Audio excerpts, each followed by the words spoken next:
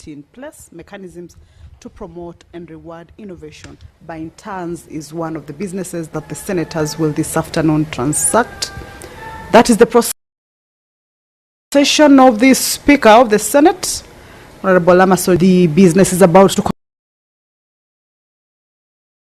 commence. However, that will be subject to the quorum at the time the prayer is said and the chair taken. But for now, allow me to hand you over to this live broadcast brought to you by PBU in partnership with KBC. Good afternoon. Na tuombe.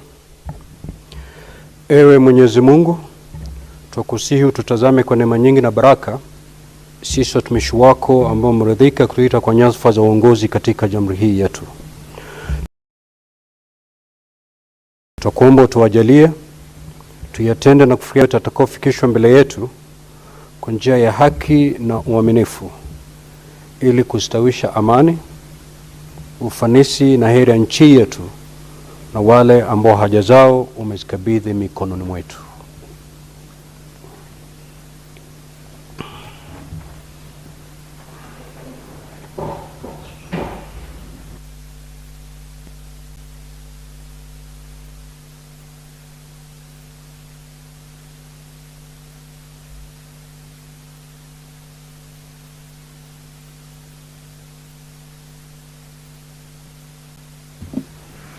Clerk, do we have quorum?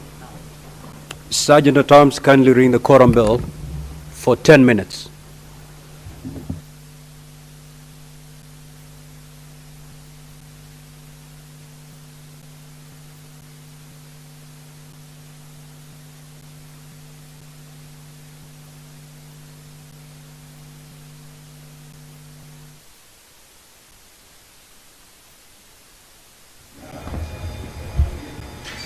Well, the prayer has been said and the chair taken, but the House has not corrected yet for it to commence its sitting. The Speaker has directed that the quorum bell be rung for 10 minutes. And with that quorum bell on, that is sort of an alert to the members who may be within the precincts of Parliament, but yet to make their way inside to be able to do just that and join their colleagues to attain that quorum for the business to commence. At least 15 senators are needed to be present inside the chamber at the time the prayer is said and the chair taken for the House to be deemed to have quorated. If that is not present, then that means the sitting cannot commence until and unless that quorum is raised. And also that means that the business cannot be transacted yet until and unless that quorum is attained. So that is the quorum bell that is currently underway.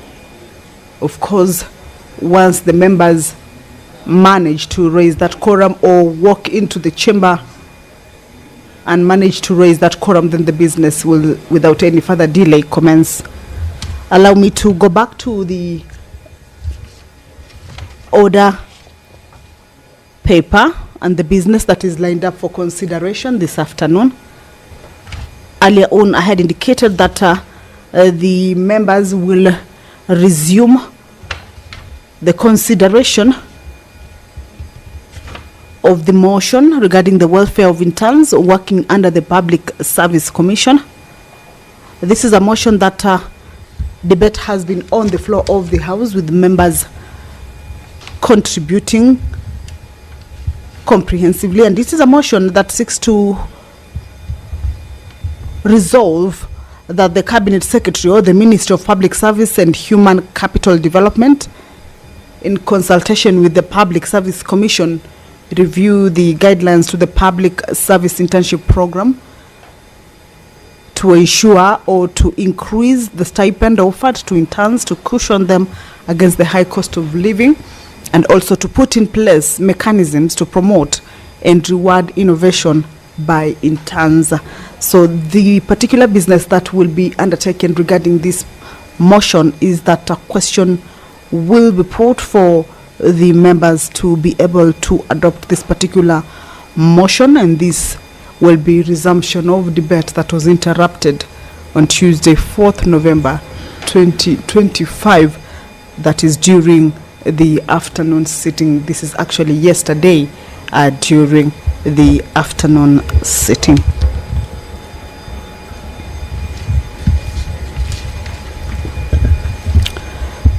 Pursuant to provisions of Standing Order 53, paragraph 1,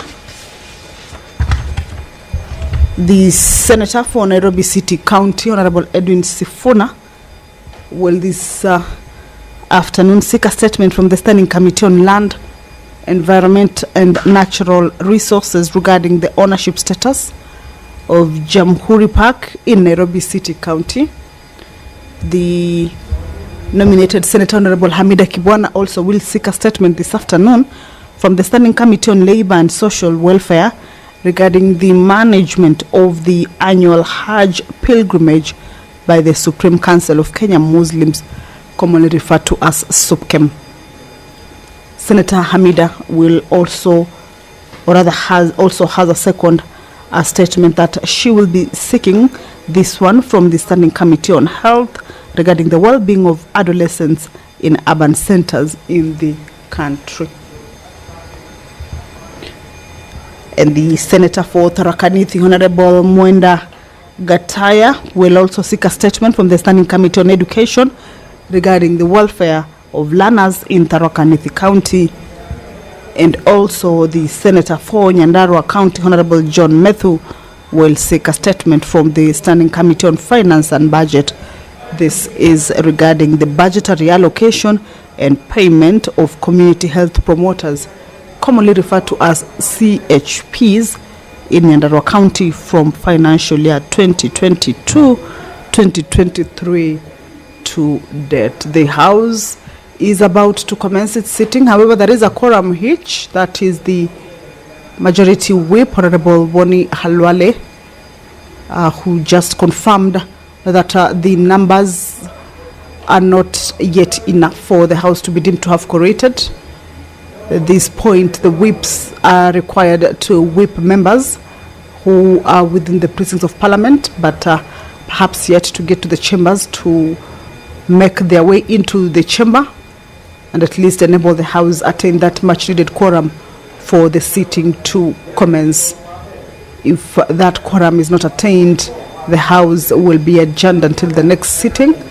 And of course, there is business that is lined up for consideration. So if the House is adjourned, then that means the business that the members had resolved to transact this afternoon will not be executed.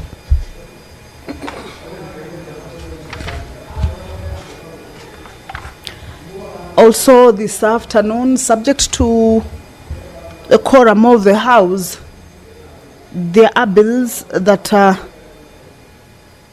are set to go into division for them to go through second reading. That means that these bills already went through comprehensive debate on the floor of the House. And there are bills that have been appearing on the order paper, but they have not been dispensed with. And this afternoon, the Office of the County Attorney Amendment Bill originating from the Senate, the Seeds and Plant Varieties Amendment Bill also originating from the Senate, the County Hall of Fame also originating from the Senate, and the County Oversight and Accountability Bill also originating from the Senate, are bills that are said to go through second reading at the division stage, and this will require enough members for the bill to go through this particular stage. Currently what we are looking at is just a quorum of 15 senators, but at the time that these bills will be considered at the division stage, they will be looking at around 25 senators inside. So it's part of the business that is lined up for consideration this afternoon, but that will be subject to the quorum that will be present if the members will be able to transact this particular business. If you're just joining us, is that the House is about to commence, but there is a quorum hitch. The prayer has been said and the chair taken. The time allocated for the sitting is 2:30. However, members are running late to get to the chambers.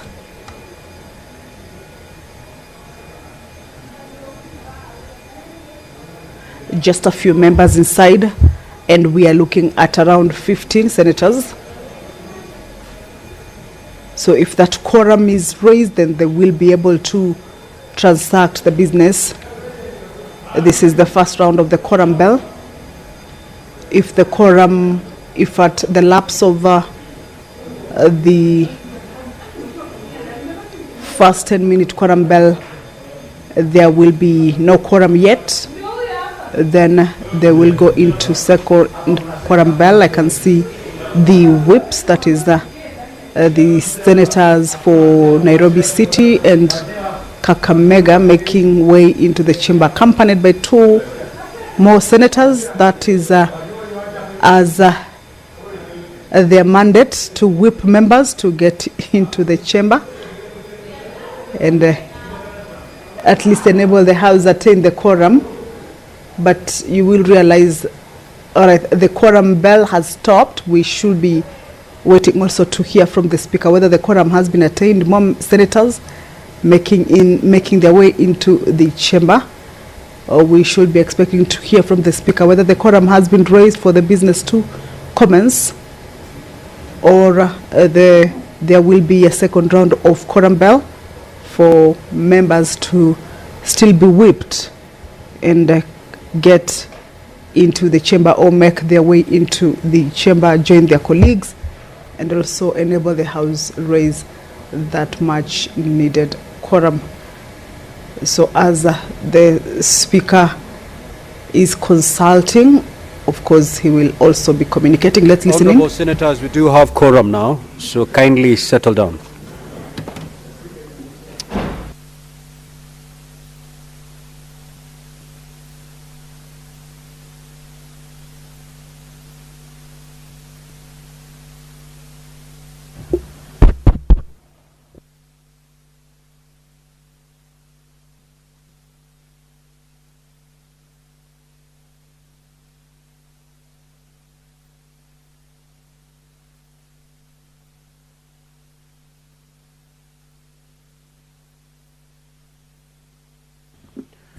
Clerk, you may proceed to call the first order. Order number 1, administration of oath.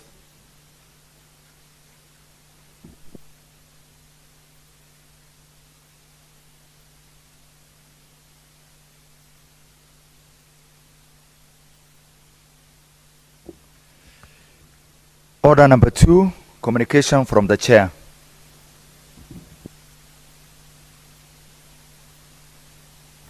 The technical team, can you power the microphones a bit better?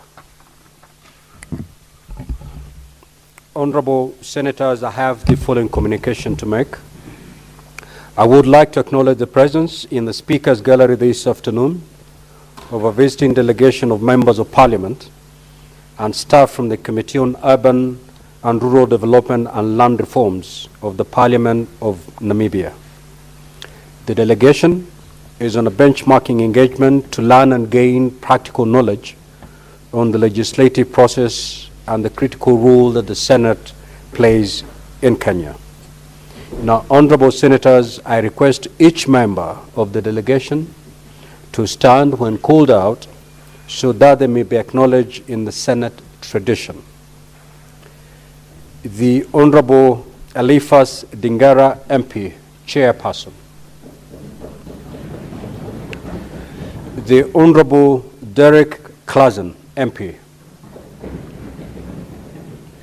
The Honorable Abednego Ishaono, MP. The Honorable Malian Mbakera, MP. The Honorable Elder Felipe, MP. The Honorable Otili Haitota, MP. The Honorable Aeneas Mvula, MP. Mr. Norbert Oyuni. Mr. Risto Nakanyala. On behalf of the Senate and on my own behalf, I extend a warm welcome to the delegation, to the Senate, and wish you a fruitful visit. I'll call upon the Majority Leader and the 1 minute to extend a word of welcome to the delegation. Majority Leader, please.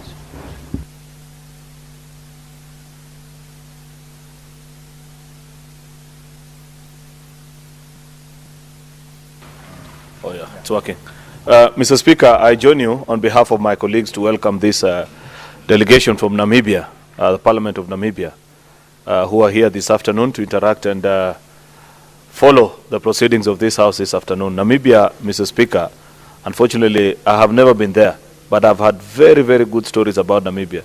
The last 3 ambassadors from Kenya to the country of Namibia have all been from the county that I represent in this House, including the present one, Mr. Speaker. And they speak very highly of this country and its beauty and its people. Therefore, Mr. Speaker, I hope that in the course of our session this afternoon, once we are done, a few of my colleagues will get the time to interact with these members and share their experiences. We wish them well and hope that we can have even better collaboration between our 2 countries as we push on the dream of making our continent the best place to live on. I thank you, Mr. Speaker. Next order, clerk. Order number 3, messages. Order number 4, petitions. Order number 5, papers. Order number 6, notices of motion. Order number 7, questions and statements. Now, request for statements pursuant to Standing Order 53-1. The Honorable Senator for Nairobi City County, Honorable Sifuna.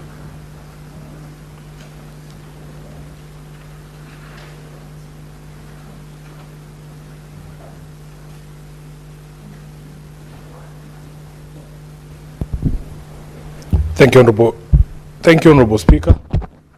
The Majority Leader forgot to mention that Namibia elected its first woman president, and she's quite exemplary, unlike others we've seen on the continent. I don't want to mention. So we are very proud to be associated, to be friends. Mr. Speaker, I rise pursuant to Standing Order 53-1 to seek a statement from the Standing Committee on Land, Environment and Natural Resources on a matter of national concern regarding the ownership status of Jamhuri Park in Nairobi City County.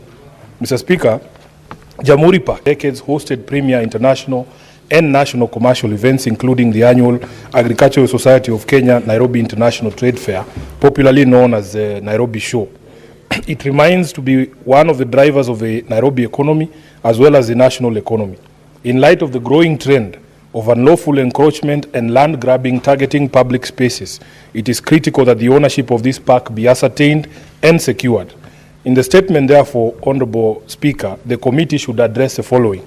Number 1, the current ownership status of Jamhuri Park in Nairobi City County, obtain copies of the relevant ownership documents that demonstrate the respective stakes of the Nairobi City County government and the national government or any other interested parties. Secondly, Honorable Speaker, the committee to secure Jamhuri Park and similar public spaces from unlawful encroachment and land grabbing. Thank you, Honorable Speaker. Senator Hamida Kibwana.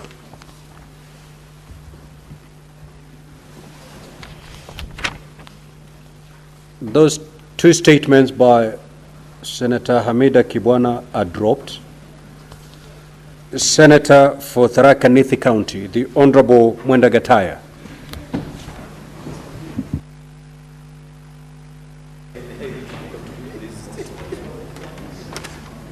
Thank you, Honorable Speaker. Mr. Speaker, I rise pursuant to Standing Order 53-1 to seek a statement from the Concerning Committee on Trade, Industrialization and Tourism on a matter of county-wide concern regarding the inspection and inspection of ways, the way to, is this the right one?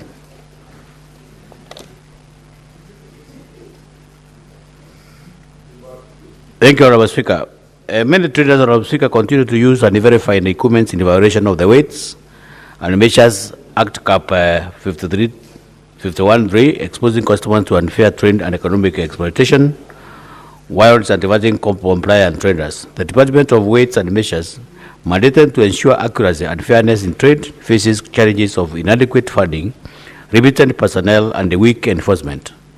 This has undermined market integrity and the objectives of the bottom-up economy transformation, Agenda Vision 2030, and the African Continental Free Trade Framework in this regard. In this statement, the committee should address the following, Honorable Speaker. The measures being taken to ensure frequent inspection and verification of weighing scales and measuring instruments across all business premises countrywide. The steps being undertaken to provide adequate financial and human resources to the Department of Weights and measures to enhance supervision and enforcement. Plans by the State Department of Trade to construct nationwide sensitization and the public awareness campaigns to educate traders and consumers on the importance of using certified and verified weighing instruments. The progress made towards developing and organization of computerized verification reporting system to enable consumers to confirm. Senator Mwenda Gataya, the statement that are approved is on education. That's why, Honorable Speaker, I think I'm beginning the wrong statement. But this is also mine. This is supposed to. I had two statements. I have two statements, Honorable Speaker. No, you're going to read the one that is in the order paper. That is the well guided. But these statements are also mine. The one on. You read them at a later date. Thank you, Honorable Speaker. I think there was a mix-up, which is normal. Mr. Speaker, sir, I rise pursuant to standing under 53(1) to seek a statement from the Committee on Education on a matter of county-wide concerns regarding the welfare of learners in Tharaka Nithi County. In the statement, Honorable Speaker, the committee should address the following. The current is that of infrastructure development in schools in Tharaka Nithi County, including classrooms,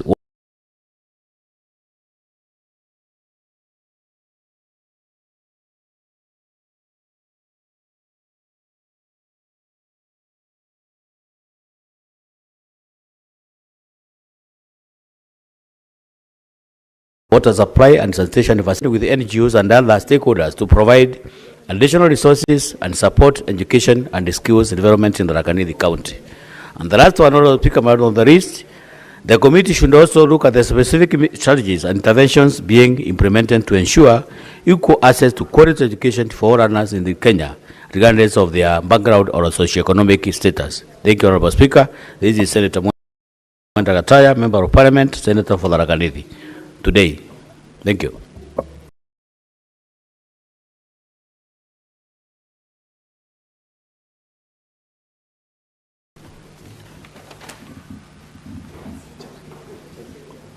You may proceed, Senator Kibwana, on behalf of Senator Methu.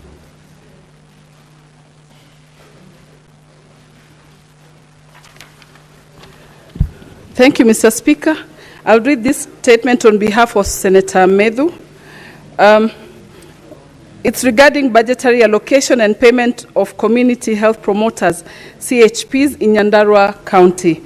Mr. Speaker, sir, I rise pursuant to Standing Order 53(1) to seek a statement from the Standing Committee on Finance and Budget on a matter of county-wide concern regarding the budgetary allocation and payment of community health promoters in Nyandarua County from year 2022 and 2023 to date. Mr. Speaker, sir, community health promoters, CHPs, form the first line of contact between households and the healthcare system, offering essential preventive and promotive health services at the community level. Despite the critical role, CHPs in Nyandarua County continue to face challenges related to delayed disbursement of stipends.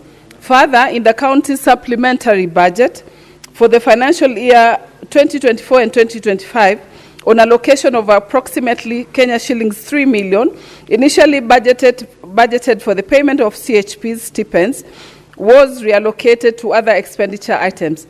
In the statement, the committee should address the following. Number one, the total amount of budgetary allocations made to support community health promoters, CHPs, in Nyandarua County from the financial year 2022 2022-2023 to date, indicating both national and county government contributions. Number 2, the number of community health promoters currently engaged in Nyandarua County, showing their sub-county distribution, training status, and whether they have been formally absorbed under the National Community Health Framework. Number 3, the total amount paid to each CHPs in Nyandarua County since the inception of the program, the current monthly stipend amount, frequency of disbursements, and any pending arrears. Number 4, the rationale and circumstances surrounding the reallocation of approximately 3 million meant for CHP stipends in the county's supplementary budget for year 2024-2025, indicating the current status of those funds. Number 5, the accountability and implementation mechanism in place to ensure timely and transparent payment of stipends, and describe how funds are transferred from the county treasury to the respective community health units. Number 6, the role of donor or partner funding, including contributions through the Danida support to level 1 CHVs and NG grants, indicating whether the county government has plans to harmonize all funding streams within the one framework. Finally, the county government's sustainability plan for the CHP program beyond donor support, including budgetary provisions for future financial years and measures to ensure the program's continuity. Senator John Muhia Medhu, MP Senator for Nyandarua County. I thank you, Mr. Speaker. Senator Kibwana, you may proceed to read your two statements that had been dropped. Thank you, Mr. Speaker. The first statement is regarding the Supreme Council of Kenya Muslims regarding the annual Hajj pilgrimage. Mr. Speaker, sir, I rise pursuant to Standing Order 53.1 to seek a statement from the Standing Committee on Labour and Social Welfare on a matter of national concern regarding the management of the annual Hajj pilgrimage by the Supreme Council of Kenya Muslims, SUPKEM. Mr. Speaker, sir, over the past several months, many Muslims, including respected... Senator Joyce Korir, you're out of order. Kindly sit appropriately. You may proceed. Thank you, Mr. Speaker. Over the past several months, many Muslims, including respected clerics, have called for elections to reconstitute the Council's leadership on grounds of poor planning and facilitation of Muslims attending the Hajj pilgrimage, as well as general concerns about mismanagement of funds. The situation has escalated into public demonstrations, and if left unaddressed, threatens the credibility of SUPKEM, which has for a long time empowered Muslims and acted as a central voice of social cohesion, interfaith dialogue, and peaceful coexistence among communities of the various faiths across the county. In the statement, the committee should address the following. Number 1, the actions taken by the Registrar of Societies to address the situation at SUPKEM, including whether the registrar has initiated investigations into allegations of mismanagement of funds, particularly in relation to the planning and facilitation of Muslims attending the Hajj pilgrimage. Number 2, the number of individuals facilitated by SUPKEM to undertake the Hajj pilgrimage from 2020 to date and obtain information on the specific challenges or complaints reported by the individuals. Number 3, the measures in place to ensure that SUPKEM continues offering its services, including facilitation of Hajj pilgrimage, pending resolution of the prevailing wrangles. Finally, the reforms under consideration to enhance transparency and accountability within SUPKEM and other faith-based organizations to prevent recurrence of similar governance crises. I thank you, Mr. Speaker. I'll read the second one. It's a statement on the well-being of adolescents in urban centers. Mr. Speaker, I rise pursuant to Standing Order 53.1 to seek a statement from the Standing Committee on Health on a matter of national concern regarding the well-being of adolescents in urban centers in the country. Mr. Speaker, sir, recent studies include findings published by the World Health Organization, WHO, and community health assessment in Kenya show that teenagers experiencing loneliness are significantly more likely to suffer sleep-related problems such as insomnia, irregular sleep patterns, and daytime fatigue. Research indicates that loneliness is a major risk factor for poor mental health outcomes among young people. In fact, a 2023 study by the Kenya Medical Research Institute, KEMRI, found that found that adolescents in Nairobi who reported persistent loneliness were twice as likely to experience insomnia compared to their peers. In urban centers, such as Nairobi, where rapid urbanization has strained family support structures and limited access to safe recreational spaces, many adolescents report feelings of isolation despite being surrounded by large populations. Such social emotional distress has been shown to interfere with natural sleep cycles, lowering academic performance, weakening immunity, and increasing vulnerability to depression and anxiety. In the statement, the committee should address the following. Number one, measures to strengthen mental health awareness and resilience building programs in schools. Number two, strategies to expand youth-friendly counseling services and mental health support within primary health care. And finally, plans to invest in safe recreational and social for adolescents across Nairobi and other urban centers to mitigate loneliness and promote holistic well-being. Thank you, Mr. Speaker. Now, honorable senators, I will allow comments on those requests for statements for not more than 15 minutes. So if you get an opportunity to speak, honorable senators, you will do so for not more than 3 minutes. The Honorable Wafula Wakoli. Asante sana Mheshimiwa Spika kwa nafasi hii ambayo umenitunuku kuweza kuchangia hoja ambayo imeletwa husiana na madaktari mashinani ambao wanahudumia Wakenya. Mheshimiwa Spika, Mheshimiwa Spika, wakati umefika lazima tusemezane ukweli katika jumba hili. Mheshimiwa Spika, tumeweza kuenda pembe mbalimbali za humu nchini katika kamati ya afya. Tumekuwa Makueni, Kitui, Machakos. Mheshimiwa Spika, tumeweza vile vile kuzuru kaunti ya Busia, na barua pepe ambazo zinakuja katika kamati yetu ya afya kutoka kaunti mbalimbali ikiwemo Taita Taveta, Turukana na kadhalika. Mheshimiwa Spika, madaktari mashinani hawa Mheshimiwa Spika, wengi zaidi ya miezi 10 hawajapata pesa zao kutoka mkoba wa kaunti za humu nchini. Na kile kinachohuzunisha Mheshimiwa Spika ni kwamba baadhi ya viongozi wa kaunti hizi tunaona wakizunguka humu nchini, wengine wametia fora katika hafla za kisiasa wakijitapa na kujipiga vifua, ili hali madaktari mashinani Mheshimiwa Spika wanatoa miayo wakilia, wakiujuliza Mungu wao yuko wapi. Wakati umefika Mheshimiwa Spika, wengine wanatembea huku na huku wakisema nimetembea. Mheshimiwa, imefika wakati hawa watu waache kutembea na wakimbizwe mbio sana. Na kamati husika za afya Mheshimiwa Spika, kamati za kiuchumi na fedha Mheshimiwa Spika, kamati za bajeti Mheshimiwa Spika, ili iweze kubainika wazi iwapo madaktari hawa masuala yao yamewekwa katika bajeti ama wao ni kama kupe katika kaunti za humu nchini, kwa sababu wanatembea wakipeana matibabu, wakipeana maelezo, wakipeana moyo katika watu wetu mashinani, lakini viongozi katika kaunti hizi hawatilii maanani tiba mashinani. Na iwapo nchi lazima iwe na watu ambao wako na afya, watu ambao wako na amani, watu ambao wako na mustakabali mwema, lazima walipwe pesa zao wakati unaostahili.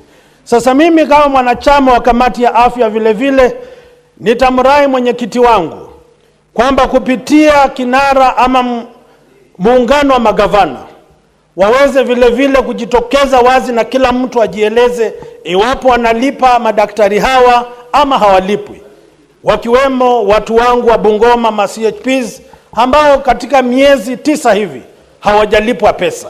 Sasa siwezi watetea wengi kule nje na wangu vile vile wanalia. Wote kwa pamoja ni Wakenya na lazima tuwatetee ili waishi vizuri kama Wakenya wengine. Asante sana Mheshimiwa Spika. Senator Mwenyehaji Faki.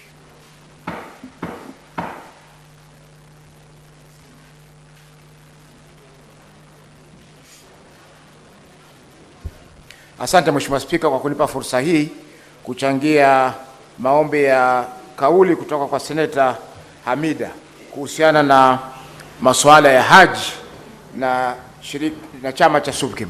Mheshimiwa Spika, ibada ya haji ni katika nguzo 5 za dini ya Kiislamu. Kwa hivyo ni ibada ambayo ni muhimu sana kwa Waislamu na inawagharimu pesa nyingi kugharamia safari ya kutoka hapa mpaka Maka katika nchi ya Saudi Arabia.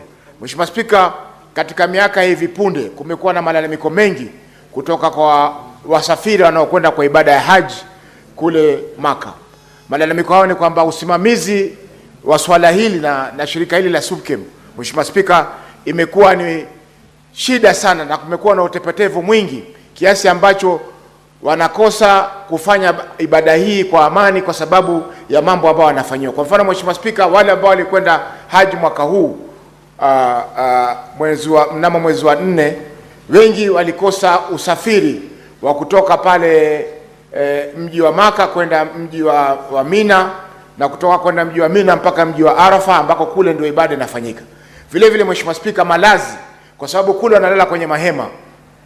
Yale malazi waliopewa Wakenya Mheshimiwa Spika yalikuwa duni sana, ambapo Wakenya wengi walikuwa wanalala chini kwenye magodoro, wakati wale wengine ambao wamekuja kutoka nchi, kwa mfano nchi jirani ya Tanzania, walikuwa wanapewa vitanda na wanapewa makazi ambayo yanastahili na chakula vile mastahili makazi yale Mheshimiwa Spika.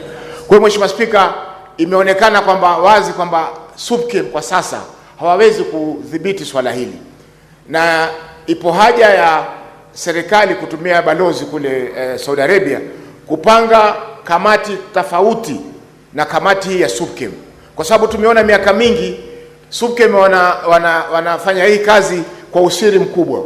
Vile vile utapata kwamba zile ada zinazolipishwa Mheshimiwa Spika ziko juu kuliko zile ambazo watu katika nchi nyingine wanalipishwa, na hali ya kwamba huduma ambazo tunapata kule Saudi Arabia ni duni kuliko zile ambazo wengine wanapata. Kwa hiyo Mheshimiwa Spika, ipo haja, kwa sababu SUPKEM ni shirika, kuna mashirika mengi ya Kiislamu, kuna CIPK, kuna mengi mengine ambayo yanaweza kufanya kazi hii. Kwa hivyo iwapo kutatakana kuwe na kamati, lazima kamati hii iwe ni watu tofauti tofauti. Hapa Kenya wanajiita SUPKEM, wakifika Saudi Arabia SUPKEM wanajiita Hajj Mission. Hajj Mission ni wale chairman wa SUPKEM, treasurer wa SUPKEM na secretary. Sasa itakuwaje hapa ni maafisa wa SUPKEM, kule Saudi Arabia wanajiita Hajj Mission, ambapo balozi, Mheshimiwa Spika, niachie dakika moja tena, balozi ya Kenya, mimi nilikwenda Saudi Arabia Jeddah mwaka 2023 na kamati ya leba hapa Jeddah. Tulikwenda Riyadh kwanza kwenye balozi, alafu tukaja Jeddah ambapo kulikuwa na naomba dakika moja Mheshimiwa Spika. Senator Faki, 30 seconds. Asante. Kwa hivyo nilipokwenda Jeddah, tulikwenda Riyadh na kamati ya leba, baadaye mimi nikaja Jeddah kuangalia masuala haya, na bahati nzuri nilikuwa na balozi Ogego ambaye ndiye alikuwa balozi wetu Saudi Arabia wakati ule, na akanieleza zile hali zinavyokuwa na kwamba malalamiko ya wananchi ambayo yako kuhusiana na swala la SUPKEM. Kwa hiyo Mheshimiwa Spika, tungependa kamati hii ilifuatilia hili swala hili kwa undani zaidi, kwa sababu hivi sasa walikuwa wametoa makataa ya mwezi wa 8 kwa wale ambao wanataka kusafiri haji mwakani mwezi wa 5 waweze kuwa wamelipa asilimia 50 ya zile gharama Mheshimiwa Spika, ambao wengi kwa hakika Mheshimiwa, kwa hivyo ambao uchumi hivi sasa huko hawawezi kutimiza sharti hilo. Kwa hiyo Mheshimiwa Spika, ipo haja ya serikali kuingilia swala hili, kwa sababu wale wanatumia vibaya mamlaka ya serikali kule kwa balozi. Asante Mheshimiwa Spika. Senator, the Majority Leader.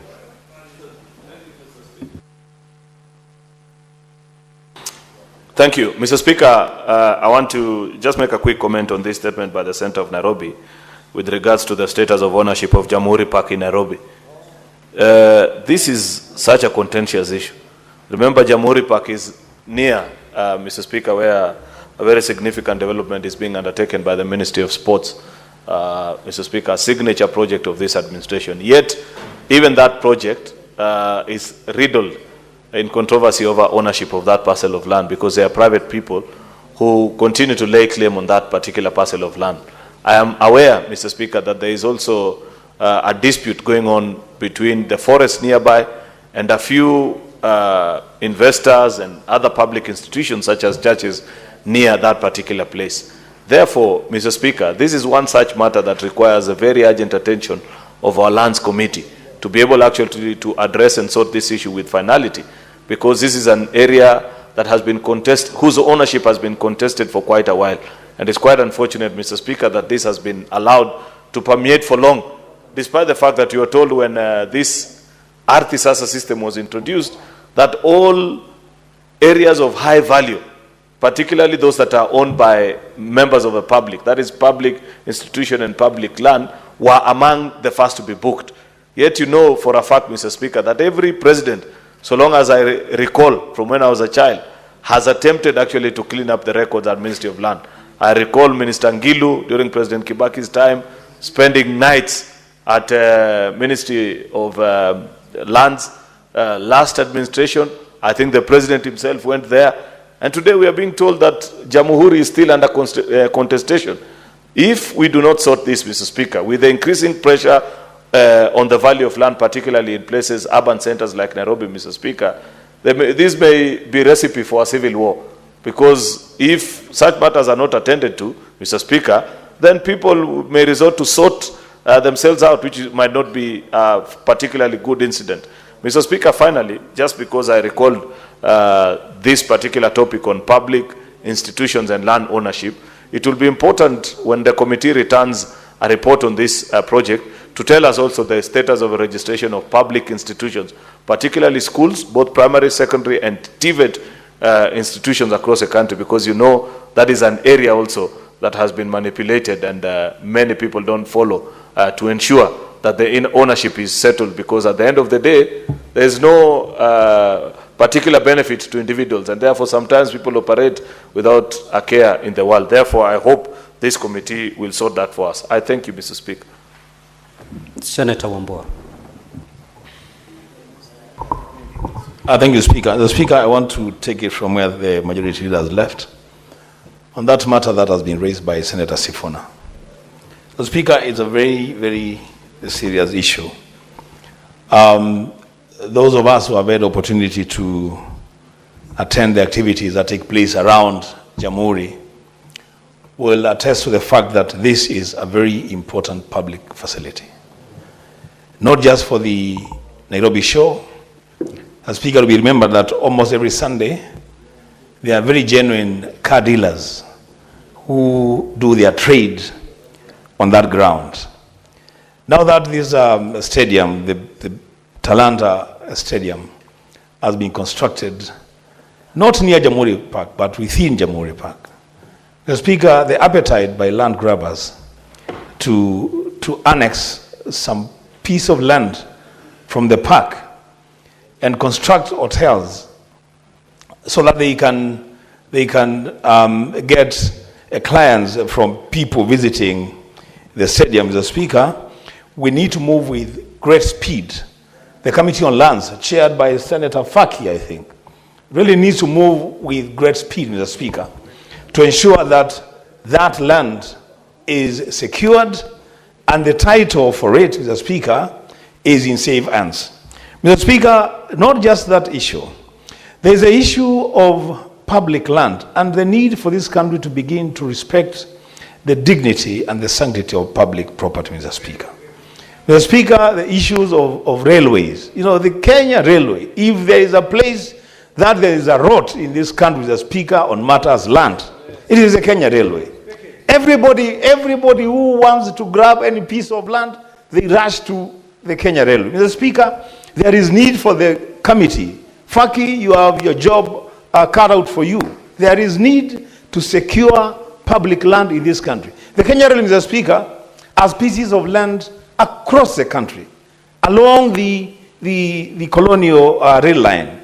And a lot of that land has already been grabbed and gone into private ownership. Mr. Speaker, this committee needs to move with speed and secure that public land, including land for dams across every county. Mr. Speaker, there used to be things called colonial dams, which had huge catchment areas. Those pieces of land have also been grabbed. The Committee for Lands must move on its own motion, Mr. Speaker, to ensure that these pieces of land are secured for the benefit of this generation and for posterity. Mr. Speaker, I support the statement. Senator Chute. Asante sana Mheshimiwa Spika, ningependa kuongeza sauti yangu kwa statement ya Senator Sifuna. Mheshimiwa Spika, wiki jana kuna mtu alikuja kwangu akaniambia Jamhuri Park imekuwa list kwa someone ametoka pande Isli. So kusikia Senator Sifuna ameleta hiyo hoja, nimefurahi sana sana sana. Mheshimiwa Spika, komiti ya Faki washughulike, wawajibike, waite watu ambayo wanahusika na hiyo ardhi na wale watu wamejaribu kujenga kwa hiyo ardhi.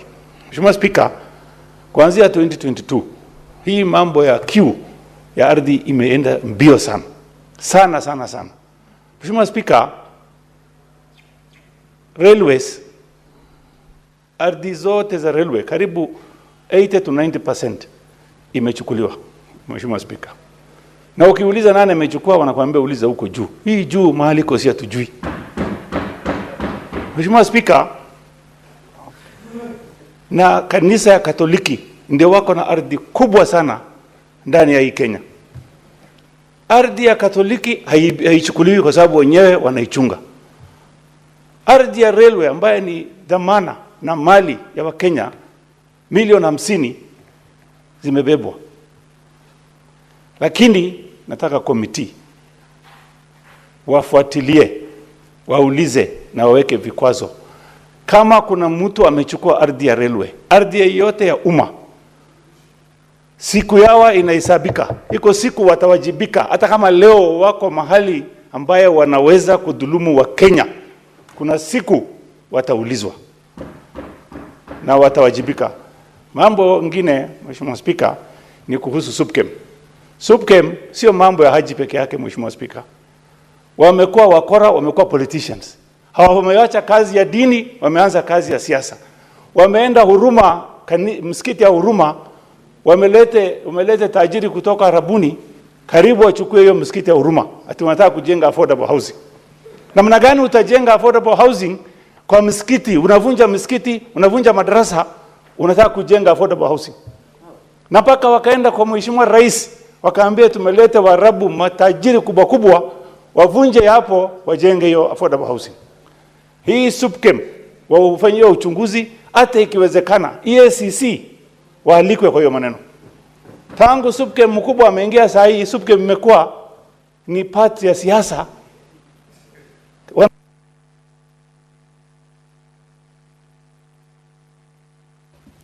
30 seconds, Honorable Senator. Mheshimiwa Spika, saa ingine unasikia hata wanajiita SUPKEM UDA, stroke UDA. Kwa sababu wanajifanya wako ndani ya serikali, ndio wanaweza kunyang'anya mahali ya msikiti na madrasa yote. Kwa hivyo ningetaka komiti waende, hata ikiwezekana waulize jukumu yao ya SUPKEM ni nini. Hawa kazi yao ni kuchunga mali ya msikiti, sio ardhi, sio yao, hakuna title imeandikwa kwa jina yao. Kwa hivyo ningependa ikiwezekana komiti ifanye uchunguzi ya kutosha na ikuje na mambo ambaye itakuwa ya ukamilifu. Asante sana Mheshimiwa Speaker. Senator Olekina. Mr. Speaker, thank you for this opportunity to briefly comment on a couple of statements. One is a statement by Senator Sifuna. Mr. Speaker, I was listening to a song this morning by one of my favorite artists called Wycliffe Jean.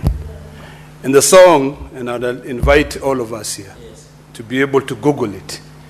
It says, if I were president, or if I was elected president on a Friday,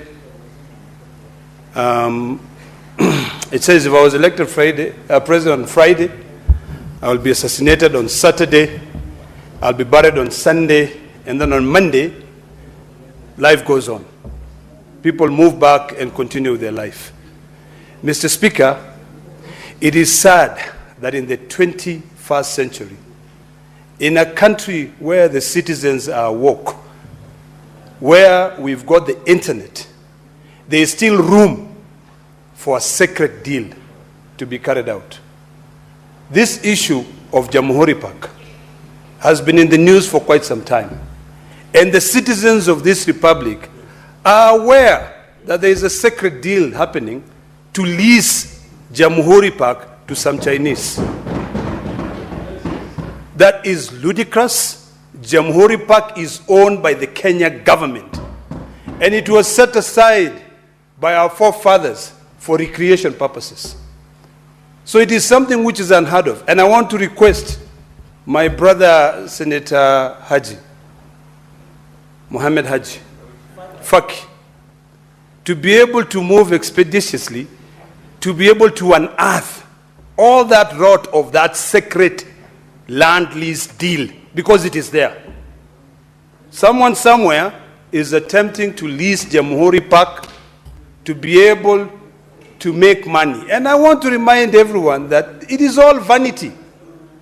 You know, at some point you'll go somewhere, you can own whatever you want to own, but one day you'll just leave it all on earth. So can we allow generations to be able to enjoy what our forefathers have left? People have encroached into the Nairobi forest, Ngong forest. In fact, now we're all choking with pollution, because what had been set aside to be able to absorb all that pollution is now, we're now seeing luxury 5-star hotels being built. Come on, enough. So, Mr. Speaker, this sacred land deal, the leasing of the land secretly, must come to an end. And I wish that Faki, Senator Faki, would be able to go to the land's office, not just invite the cabinet secretary here. Go to the land office, go to the Survey of Kenya, check the records. What we know and what we have known is that Jamhuri Park is a public asset owned by the government of Kenya. Senator Chiranke. Mr. Speaker, I want to join my colleagues and Nairobi Senator to resist, Mr. Speaker, this intention to remove Jamhuri National Park or National Park from its rightful owners. Mr. Speaker, Article 67 and even the section on land is very clear that National Land Commission, the county government and the national government are custodians of the land. Mr. Speaker, what I want to request is that it is very unfortunate. By the way, I want to inform the House, this disease of crabiosis is no longer within Nairobi. Even in Nandi, my people were killed the other day too because some individuals, powerful, want to grab land. My people are living like monkeys because multinationals have taken over land, Mr. Speaker. Even when you go to coast where you hail from, there are absentee landlords who are taking advantage of land. Your people are living as squatters, Mr. Speaker. This is a national crisis. I want to challenge Senator Faki, who is the chairperson of lands under this broad-based arrangement, to seize the matter. And I want to call upon the SG and the whips of the minority side to direct the chair of lands to do his job. And then from there we can report. We cannot, Mr. Speaker, as you have always told us, Mr. Speaker, in your wisdom, that we cannot be a house of lamentation. The chair of lands should report on Jamhuri Park, Senator Sifuna, by next week. By next week, Mr. Speaker. So that we can, or face the party disciplinary, Mr. Speaker. But that is on a lighter note, it can be expunged from the record. Mr. Speaker, finally, on the issue, in my remaining time, was county health promoters, Mr. Speaker. I thought we allocate funds. Why are the CHPs not paid in our counties? I think the governor of Nyandarua and all governors must pay. Mr. Speaker, when you are having a motion courtesy of your approval, I have received information that even post workers in this country have gone without salaries for the last 6 months, Mr. Speaker. Yet CS Mbadi was telling us they spend over 80 billion, around 1 trillion in salaries in every financial year, Mr. Speaker. It cannot be that post workers are going without salary for the last 6 months, Mr. Speaker. I am aware also, yesterday I did mention, Mr. Speaker, on this issue of payments of interns. I am happy the Commissioner of Parliamentary Service Commission is here, Senator Joyce. I wish he would be listening, that we have also interns that work within Parliamentary Service Commission. We must also remunerate them well so that they can dress, Mr. Speaker, members of Parliament dress up to 1 million Kenya shillings of suit. Mine, I get it from Kigomba so that I don't misconstrue. But the interns are wearing one they buy in Isili, a different black and a different black, Mr. Speaker. We must also, as parliamentarians, through the PSC, remunerate them, Mr. Speaker. I support all statements. Senator Abbas. Thank you, Honorable Speaker. Honorable Speaker, I want to support Honorable Hamida on the issues of SUBCAM. Honorable Speaker, SUBCAM stands for the entire Muslims in this country, welfare. But however, this time it has been politicized, it has been taken more or less like individual ownerships. Muslims can undergo difficulties in Hajj. This is an obligation that is part of the religion that every Muslim must go one time or any time that goes to Hajj to fulfill an obligation, a religious obligation. In other countries, Honorable Speaker, the members of the Islamic faith, they are represented by their countries. They are members from the Foreign Office. There are people who go with them, and they are taken care of. But our members are left with irresponsible and not taking care of the members of the religious, the Muslims. Honorable Speaker, we will urge that an intervention of the respective government institutions where these social society things come under, to at least see to these problems that have been solved. And I will request maybe our foreign office, the foreign office in our embassies in Saudi, to also intervene. As it is, things are bad now for the Muslims, and actually they were undergoing a lot of difficulties when the time of Hajj. And the Hajj now is almost going to be next 4 or 5 months, and before that I think we need to solve at least these problems. Honorable Speaker, on the issue of the Jamhuri Bag, it's actually very unfortunate. Jamhuri Bag is actually our national heritage. This is why we have our international shows, trade fairs, and many other things, activities, and it has been there since immemorial, even before independence.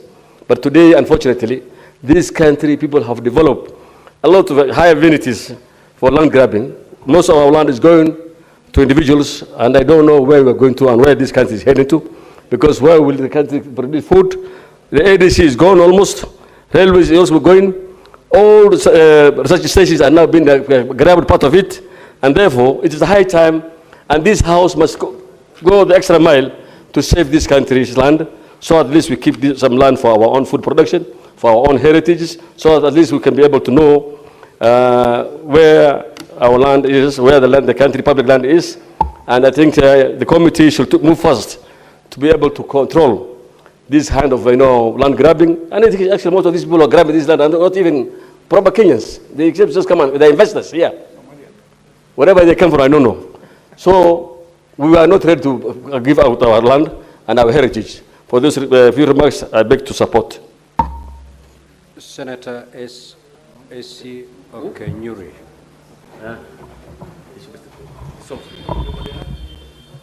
Thank you, Mr. Speaker. I wish to support the statement that was read on Senator Methu's behalf on community health promoters. Mr. Speaker, the community health promoters are a very integral cohort in the bottom-up economic transformation agenda on the side of healthcare. But it's very unfortunate what we are witnessing from county governments, not just Nyandarua, but so many of the other county governments. Community health promoters are either lamenting from delayed payments or non-payment of stipends at all, Mr. Speaker, and they have so many other challenges. Imagine the community health promoters ordinarily should be covering 100 households, but on daily basis, sometimes they cover more than those 100 households, Mr. Speaker. Mr. Speaker, not just stipends. This committee should also go and find out why community health promoters are not even able to get data to aid them in synchronization of data that is in the electronic community health information system, because on a daily basis they have to do this. So with no, as little as no data, they are not able to do the same, Mr. Speaker.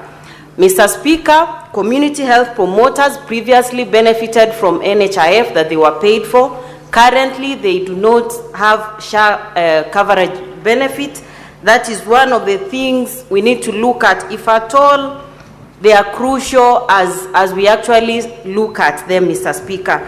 And finally, now that all of us agree that community health promoters are very integral in the healthcare system in this country, why then don't we incorporate them in the rest of the other professionals in the healthcare system, in linking the bottommost part of this country with the main system in the healthcare sector, so that they can be able to serve citizens efficiently and also feeling that their services are appreciated, Mr. Speaker. I thank you.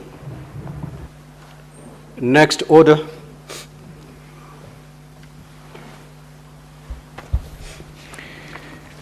Order number 8, motion. Welfare of interns.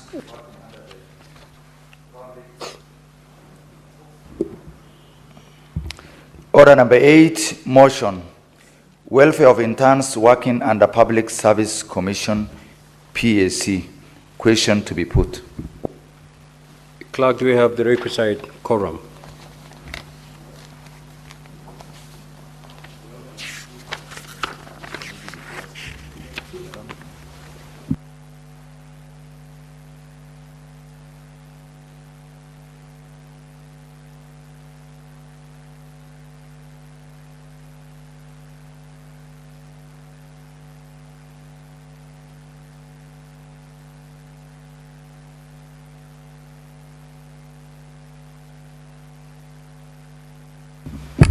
Now, for the convenience of the House, allow me to rearrange the order paper pursuant to Standing Order 45-2.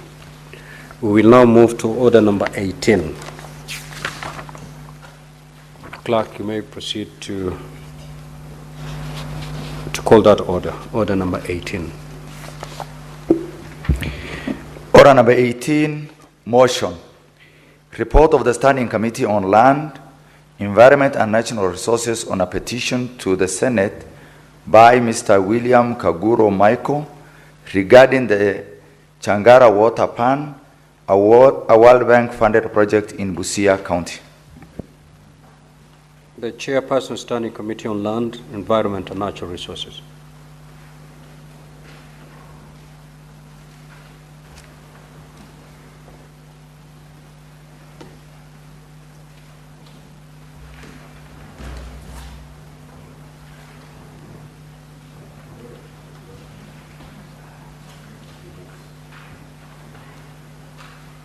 Thank you, Mr. Speaker, sir.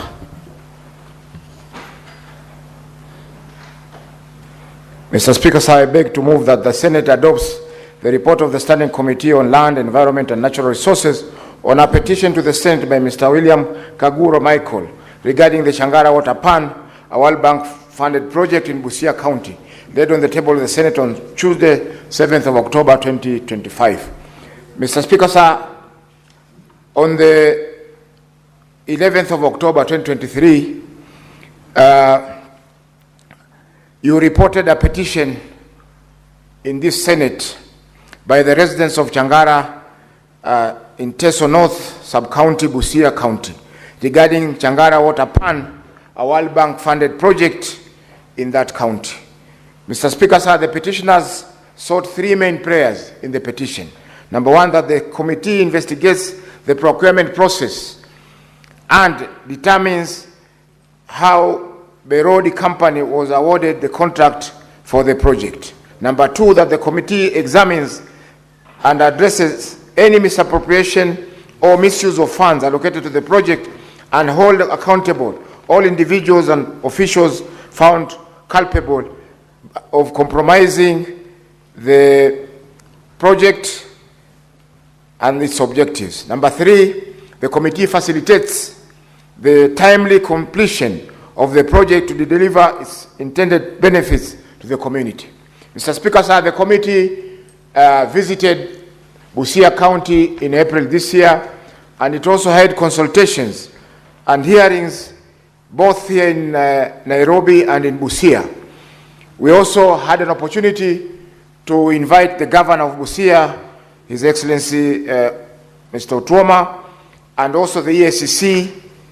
And our recommendations, Mr. Speaker, sir, are that 1, the committee, the EACC, because at the time of the investigations, the EACC had already commenced investigations to the project, and they were at an advanced stage in conclusion of their investigations. So we recommend, Mr. Speaker, sir, that the EACC expedites its investigations and concludes the same within 3 months of the tabling of this report.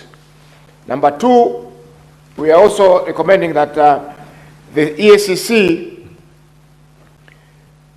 upon completion of its investigation, any financial resources that are misappropriated and attendant interest should be recovered and plowed back into the completion of the project. Mr. Speaker, sir, most of the times when the EACC recovers these funds, they are normally paid to the exchequer.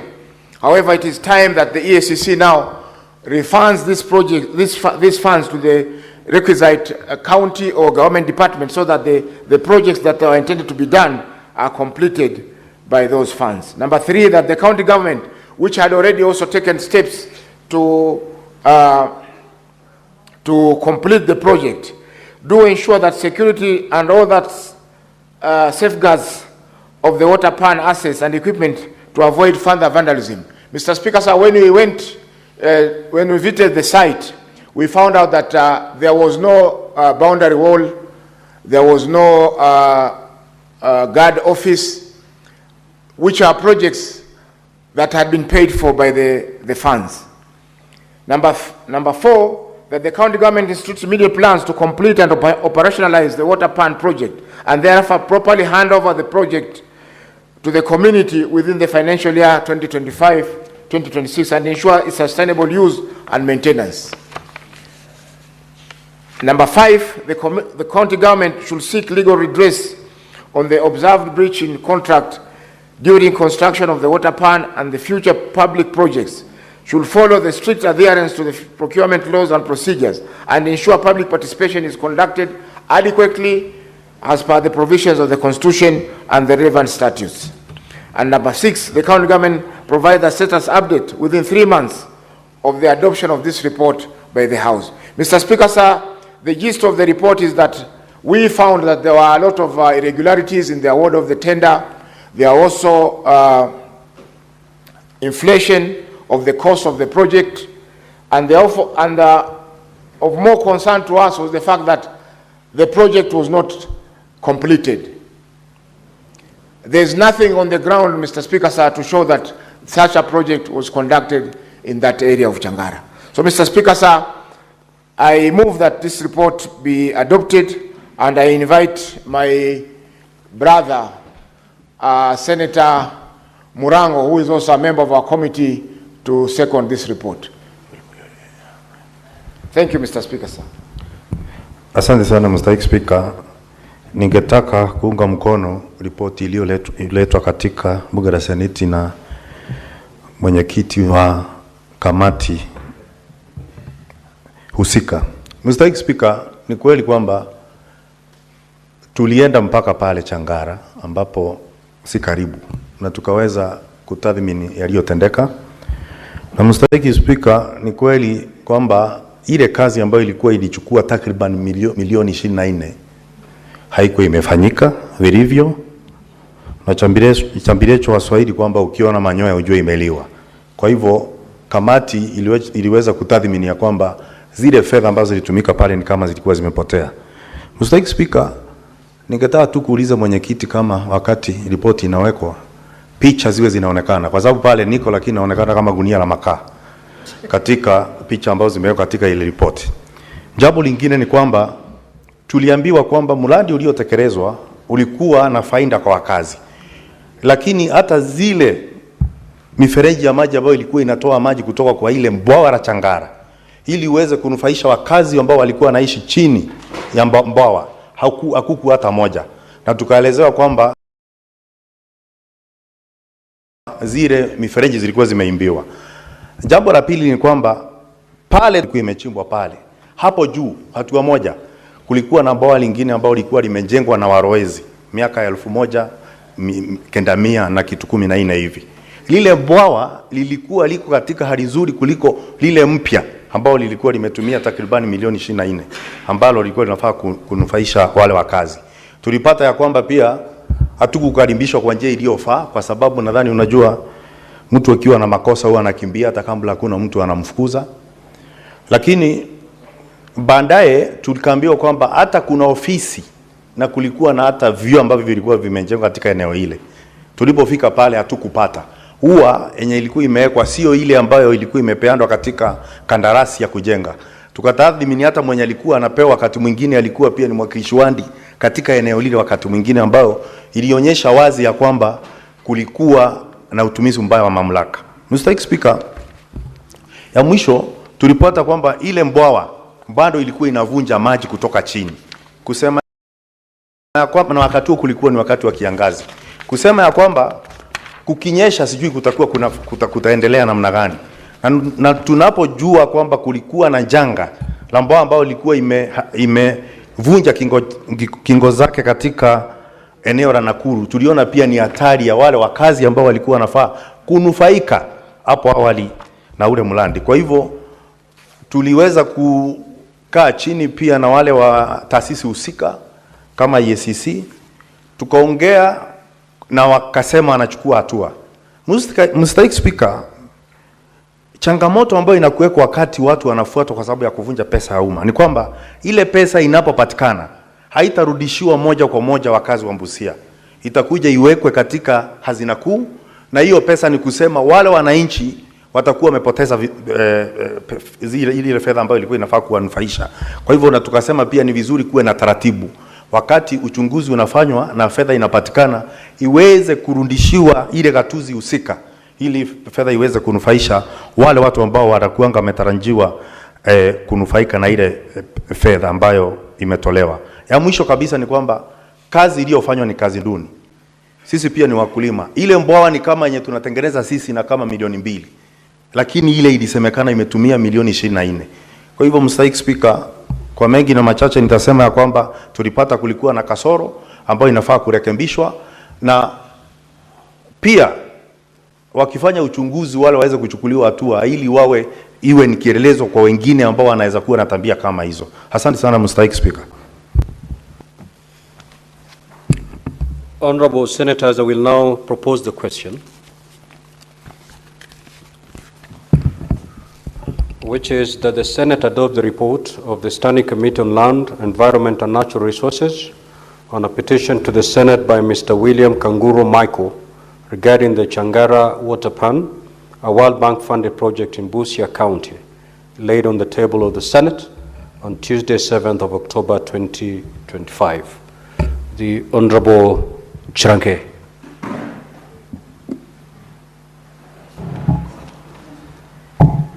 Thank you, Mr. Speaker. Sir, as I support this motion, the chairperson of this committee should apologize to me because he had assured me I would second on a lighter touch and gave me a lot of material to digest. But may it be, the Speaker, I want to say, this is a straightforward matter.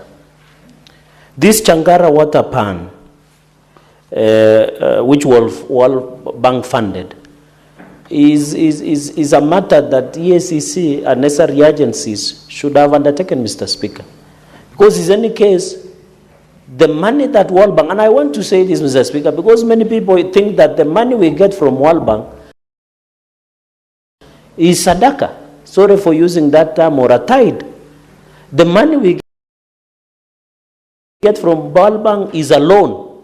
Even if it is a grant, it is a loan, Mr. Speaker. and it is under Conditional Allocation Act that guides the usage of World Fund funding.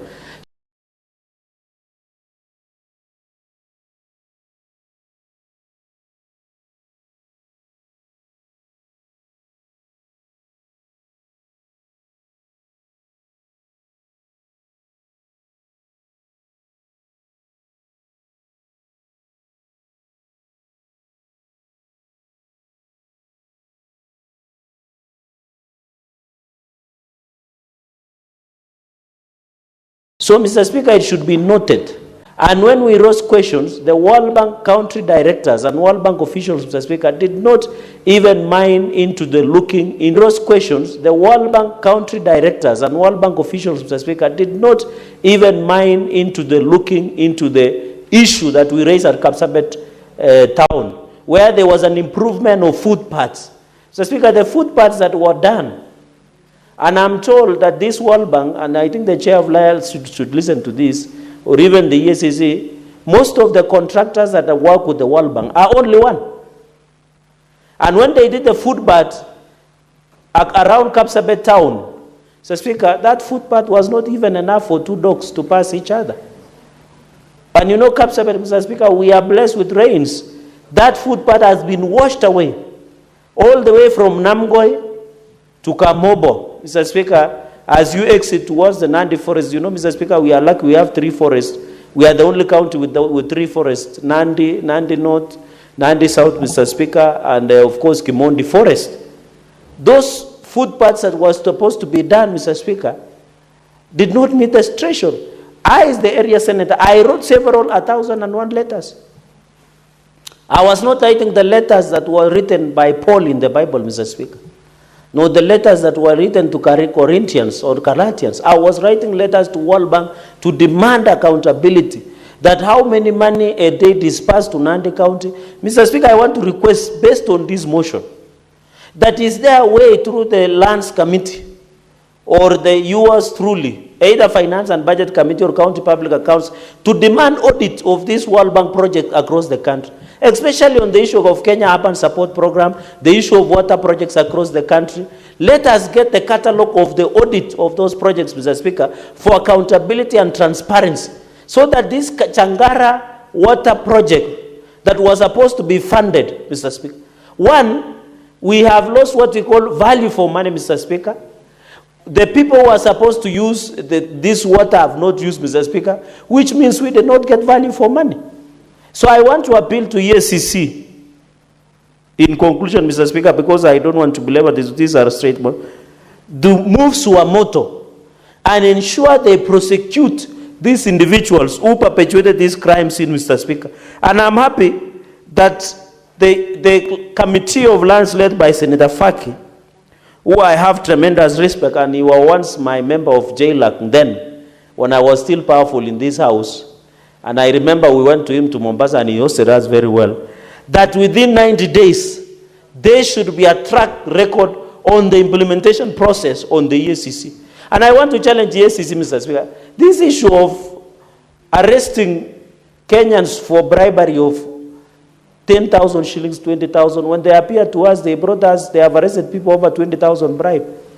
While the billionaires, the dollar billionaires who have plundered public resources, including Jangara Wantapan, are enjoying their loot across Malapa border, where we were in Senate Machinal, Mr. Speaker. Others are buying, I'm forgetting the kind of the shoe that I was told, it's a Farcamano, something like that. They are wearing designer, Mr. Speaker. And of course, I told you, Mr. Speaker, my suits are get it from Kikomba. So, Mr. Speaker, that is the essence that we need ESCC.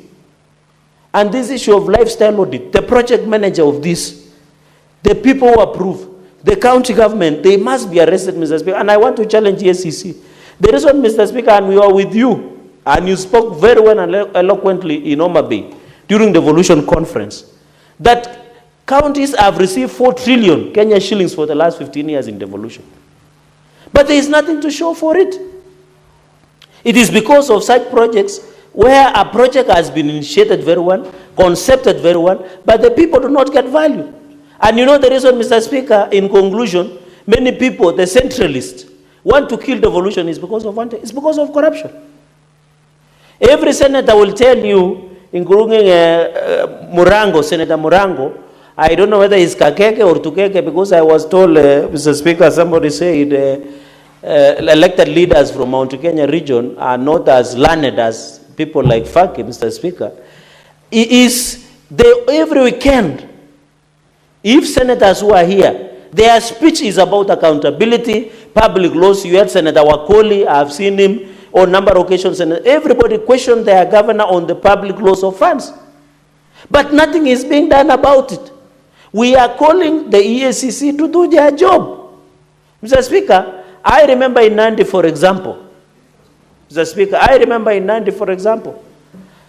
that a scandal of payroll where the senior person in the county executive, the CEO, had employed the mother and the brother and people who are not in the payroll. We are using more than 3 billion Kenya shillings. The EACC, Mr. Speaker, nowadays, if you see how they come like Jesus Christ. As Christians, we are told Jesus will come. We don't know when. But that is how EACC appear. Rat matters, they take computers, for Nandi, they have taken 1 year. They have not even arrested a rat. Mr. Speaker, this is embarrassing. And I'm worried about this report, Mr. Speaker, that we might adopt, and then we don't see the results.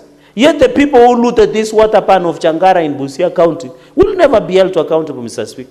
So, Mr. Speaker, I celebrate and congratulate Senator Faki. I know this committee is the issue of land is very emotive, Mr. Speaker. My law lecturer, Professor Tomo Jenda, used to sell us a book by force called The Principles of Conveyancing. One thing I like about, as he begins his book, he says, in the first, when you open the preface, Mr. Speaker, he says, land is an emotive issue, and he puts it a full stop. I put a full stop, the principles of conveyancing. And we used to buy his book and to tell us about the issue of land. And I want to invite Senator Faki to read that book, and even Senator Manso, your colleague Professor Tomo Jena wrote a book called Principles of Conveyancing. I know the Committee of Lands, Senator Faki is very busy, Mr. Speaker. So even, Mr. Speaker, as we support this motion, I think it's a straightforward matter. I want to request, Mr. Speaker, if we adopt, I don't know our standing orders, maybe you can use your power, that this 90 days, let us be told who stole this issue, Mr. Speaker. Mr. Speaker, with your indulgence, there is this small matter where there seems to be political intolerance, Mr. Speaker. As we speak, Mr. Speaker, one of the Tindred members of parliament aspirant by the name Engineer Shadrach Maritim has disappeared, Mr. Speaker. Is there a problem, Mr. Speaker? Another day, there is a young man called Ken Maswai from Kapseret constituency was clobbered. And he spilled blood all over, more than what Jesus Christ spilled on the cross, Mr. Speaker. So, Mr. Speaker, I think as a country, let us preach peace, let us bring tolerance. Mr. Speaker, with those many remarks, I beg to support and thank you for your indulgence. I know you are a wise man. I thank you, Mr. Speaker. Senator Fernandez, observe relevance whenever you're making your contributions. Senator Mandago.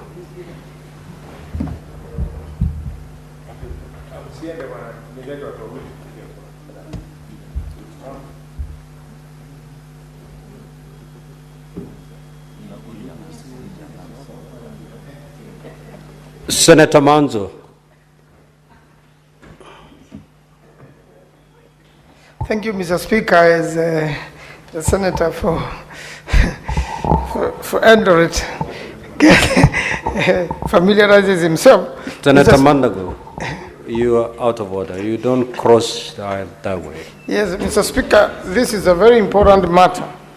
And it is not the only matter whereby World Bank has funded projects, and after funding projects, the same happens. In fact, the projects funded under Ministry of Agriculture, instead of devolving them to the counties, Mr. Speaker, the Ministry of Agriculture, funded by various bodies, will pretend to go to the county and do these projects there, and quite a number of them, and especially water pans like this one, Mr. Speaker, they have ended up half done, or CP water, or with a problem or another, yet the project is completed, contractors fully paid, and they leave.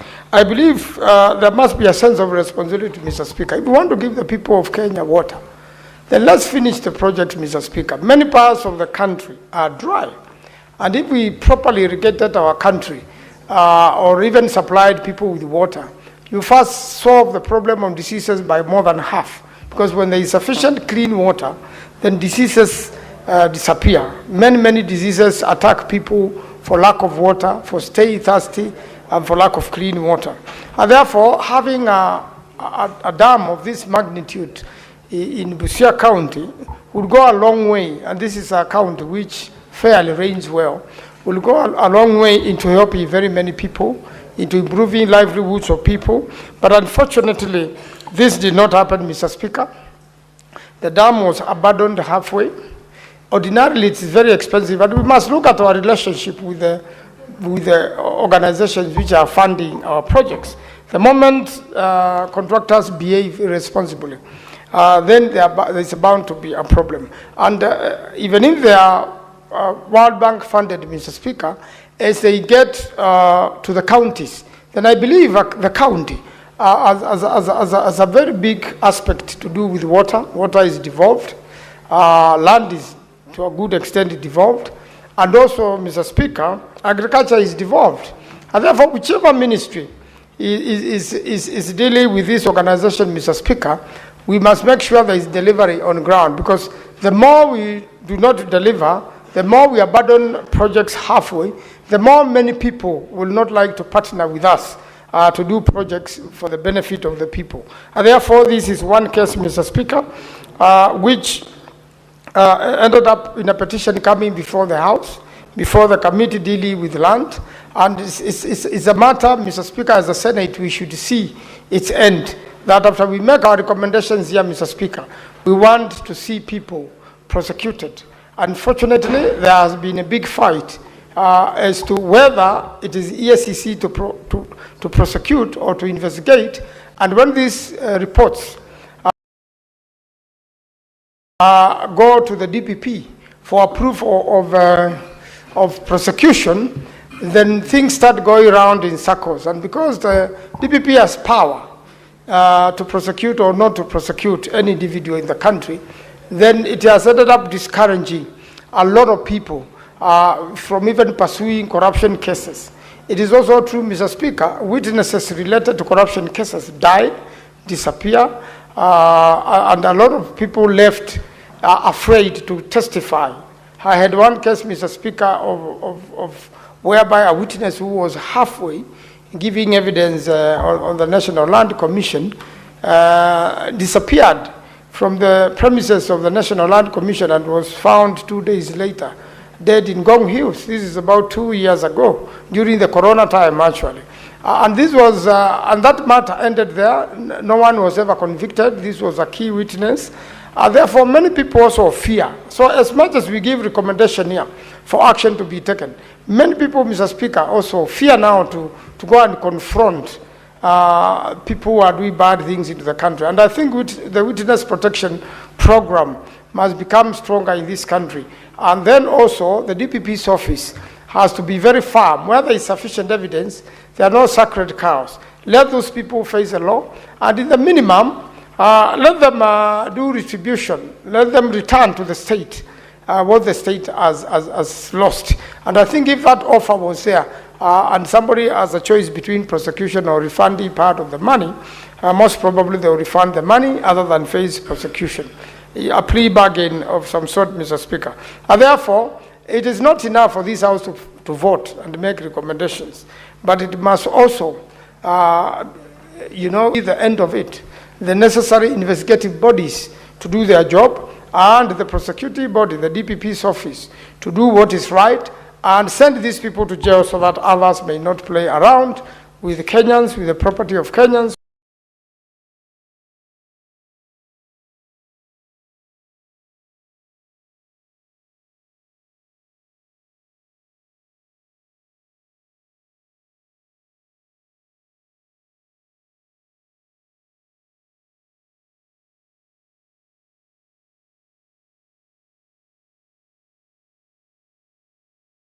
with the benefit of Kenyans conferred to them by World Bank. I thank you, Mr. Speaker.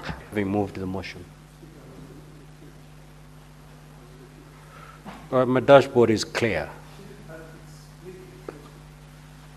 Well, the mover is already taken to the floor.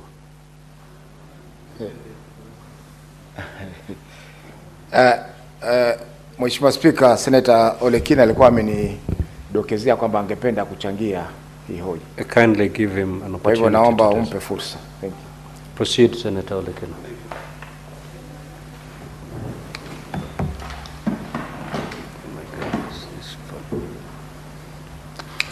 Thank you, Mr. Speaker, and for your magnanimity to comment on this very, very important motion. Mr. Speaker, the role of the Ethics and Anti-Corruption Commission in this Kenya has been misunderstood. And in most cases, you'll find that when projects are investigated where there is either misuse of public funds or there is a collusion, the people who end up suffering are the citizens. Because either whatever is discovered is maintained in the ESCC offices, and projects which are supposed to benefit individuals end up just being white elephant projects.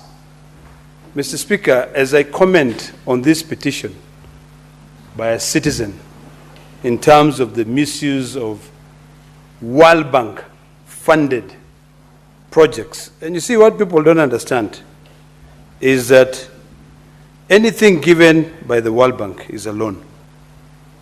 Anything given by the World Bank come with conditions. In fact, most of the additional allocation that we send to the counties are normally conditioned that that money has got to be spent strictly on the project which is intended. Mr. Speaker, the importance of petitions to the Senate by citizens has always been misunderstood, both by this House and also by the citizens, because the question that comes out is, what happened next? Let me appreciate the work which is being done by the distinguished senator from Mombasa, Mohamed Munyihaji Faki. Because for the last sittings, about 6 or so sittings, the distinguished senator has been sitting here giving this House reports on petitions that have been brought by citizens. And these petitions are brought solely because of the issue of accountability and transparency. I think it's about time that we now amend our standing orders so that if this House now vote for a report that has been submitted by a committee, despite the fact of us not having an implementation committee, the committee that submits that report ensures that they immediately work with the Secretariat and report back to this House on the implementation metrics that they'll come up with. Mr. Speaker, I was sitting here keenly listening to Senator Faki when he was moving the report. And my good friend, Senator Sifuna, came and called me. And he said to me that the former Speaker of Parliament, Ole Kaparo, was waiting for me in my office. And when I went to see him, he gave me his book that he's written. And I want to encourage all of us to get a copy of this book. And he said to me, I want you to read the last paragraph. And it's quite interesting that what he told me to read, Mr. Speaker, relate fairly to the current generation that we have. You know, a lot of people think that you can do anything today and no one will know. And he told me, read this last paragraph, in which I want to read, Mr. Speaker. He said, today, younger generation is the best gift Kenya has to right the wrongs of the past because they live in the golden age of increased knowledge. Their world is expanding into a boundless village on account of the internet, which connects people around the world in ways that have seemed magical to their forebearers. Mr. Speaker, before, people will just misuse public funds and there's no accountability of transparency. And when the anti-corruption investigates, that even if it goes to court, it will stay there over and over and over. When you now read what Ole Kaparo has written here, and you juxtapose it to the current situation on this petition, the first thing that you must ask yourself is this. Hypothetically, if EACC are able to recover any money, will that money go back to complete that dam? Or will that money just be sent back to Treasury? Or EACC will just maybe make a deal, keep the money? Ultimately, what will happen? So, Speaker Kaparo has told us that the younger generation know, and that is why everyone is coming to the Senate to be able to bring a petition. But what we have not been able to answer is that how do we guarantee the petitioner that this House will give a solution? There is absolutely no way that we can guarantee that petitioner when there is a big question mark on the powers that this House have today. There is a big question mark on the power that the judiciary has today. Those two, and I want to repeat this, Mr. Speaker, that unless now we become bold enough and to make sure that whatever this House pronounces, if we vote, right now we are busy looking for senators to come in so that we can vote and adopt the report tabled by the distinguished senator from Mombasa. But what happens if we are not bold enough to give this House the power that has been donated to it by the Constitution? Speaker Kaparo says there will be a revolution. And in this time, we will not be able to stop it. So, fellow senators, it is wrong that conditional grants, money donated, money loaned for specific projects are misused and nothing happened. I want to plead with the chair of Lands, Senator Faki, who is also an accomplished lawyer, to do things differently this time around, to show that this House has got indeed a lot of power, that we can be able to make sure that when EACC recovers any money, that money, this House directs that money goes back to complete that project. Because otherwise we will not be doing anything. So to conclude, Mr. Speaker, I want to end by saying that we must now develop the will to fight for this House to regain its power. And whatever motion we pass here, because Senate only pronounces itself through bills and motions.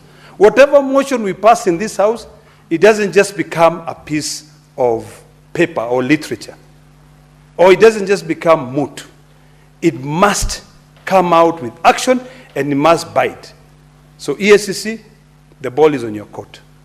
But remember, it is this House that gives you power. And Senator Faki, if we have to amend the EACC Act so that whatever money they recover from their investigation, it goes back to benefit the people who are being investigated, so be it. So since we know motions can be taken lightly, we pass so many motions here. One of the motions which I worked so heavily, Mr. Speaker, to pass was a motion on pending bills. You know? And now, what happened to that motion? Was it implemented? No.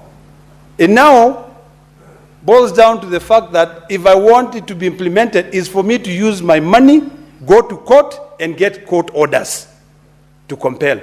Then where is the power of parliament then? So, Mr. Speaker, Senator Faki has an opportunity to start giving this House powers, to regain the powers that we have as Parliament. Thank you, Mr. Speaker. Senator Faki, now you the one who donated at the time. Thank you, Mr. Speaker. First of all, I want to thank all the senators who have contributed. Senator Murango, who was my member of the Lands Committee, Senator Cherargei, who has been very passionate about our reports, and he has been able to contribute in all the reports that we have been able to table in this House. Senator Manzo and Senator Olekina. Mr. Speaker, sir, earlier when we were discussing, members were contributing to the statement by Senator Sifuna on the alleged grabbing of the Jamhuri Park land. Several issues were raised, and our committee only says of the matter when the matters are referred to us through this House. And we are willing. Last week on Monday, we traveled to Meru with you, Honorable Speaker, and in Meru, one of the petitioners explained to us that there are about 230 plots, which translates to about 1,735 acres of land that belong to the Meru County government, which have been grabbed by private individuals. But unless we have that information in writing in this House, we may not be able to move much. So I want to thank them for contributing to this report. Mr. Speaker, sir, our recommendations are there, and we are going, once the report is approved, we are going to have a matrix of implementation together with the other reports which were adopted last week, so that our reports within a period of 90 days, we shall be having regular briefs to the House whenever we present our report for the quarter. We shall be presenting also our reports on how the reports are being implemented. Mr. Speaker, sir, on the issue of recovery of money which has been misappropriated through the ACC, yes, that has been a problem. In fact, the prosecutions sometimes are derailed by the office of the ODPP. A case in point is the case of the former governor for Migori, where the EACC is insisting on prosecution of Mr. Obado, while the ODPP are willing to plead bargain and withdraw the charges in return for the money that is going to be the assets that have been recovered from Mr. Obado. Mr. Speaker, sir, in such a scenario, for instance, the assets amount to about 400 million. Now, this was money which was meant for the county of Migori, but now that money is coming to the treasury, and in the treasury, it is now going to be reallocated and re-budgeted for. Yet, the people of Migori have lost an opportunity to have development projects with that money. The same should be applied to this Changara water project. Any amount recovered should go back to Busia County, because that money was for the people of Busia and for the Changara water plant project. Mr. Speaker, sir, I beg to reply, and pursuant to Standing Order number 66.3, request for the deferment of putting of the question to a later date. Thank you. Very well. Your request is granted. Next round.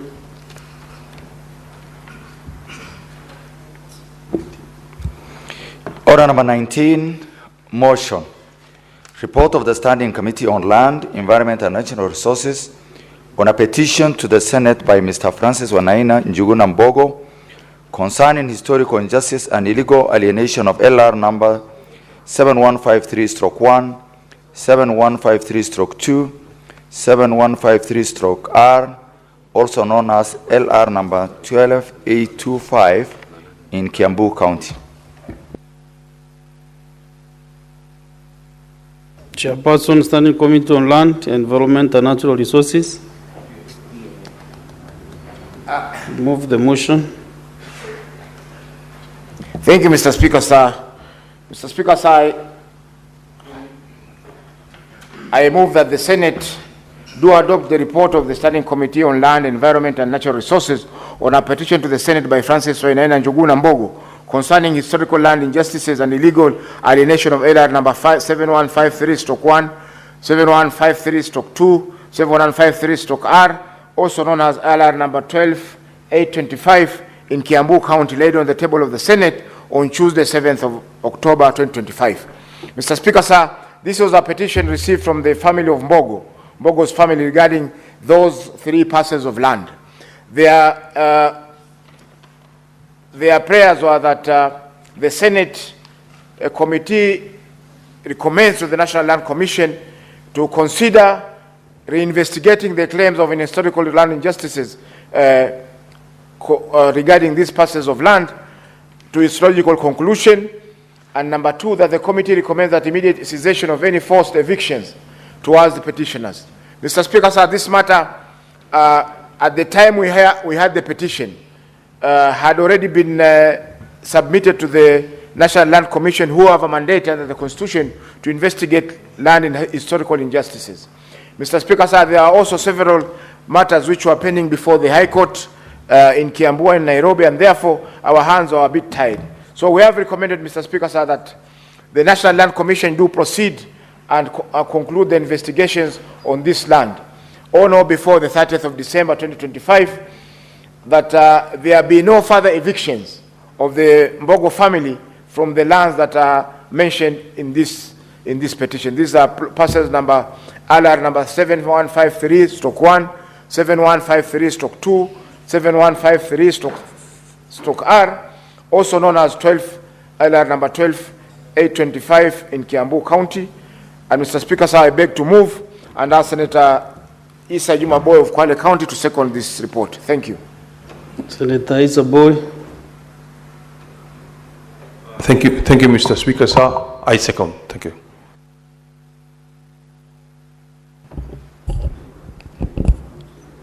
Honorable Senators, I propose the question that the Senate endorse the report of the Standing Committee on Land, Environment and Natural Resources on a petition to the Senate by Mr. Francis Wainaina Jogona Mbogo concerning historical injustices and illegal alienation of LR number 7153/1, 7153/2, 7153/R, also known as LR number 12825 in Kiambu County, laid on the table of the Senate on Tuesday, 7th October 2025.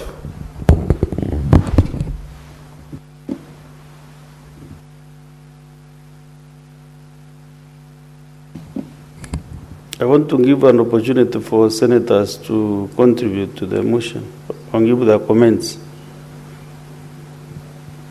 But so far none is on my dashboard.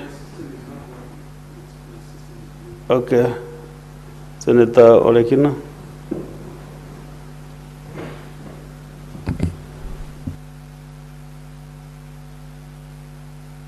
Mr. Speaker, let me appreciate Senator Faki for the good work that he has been doing.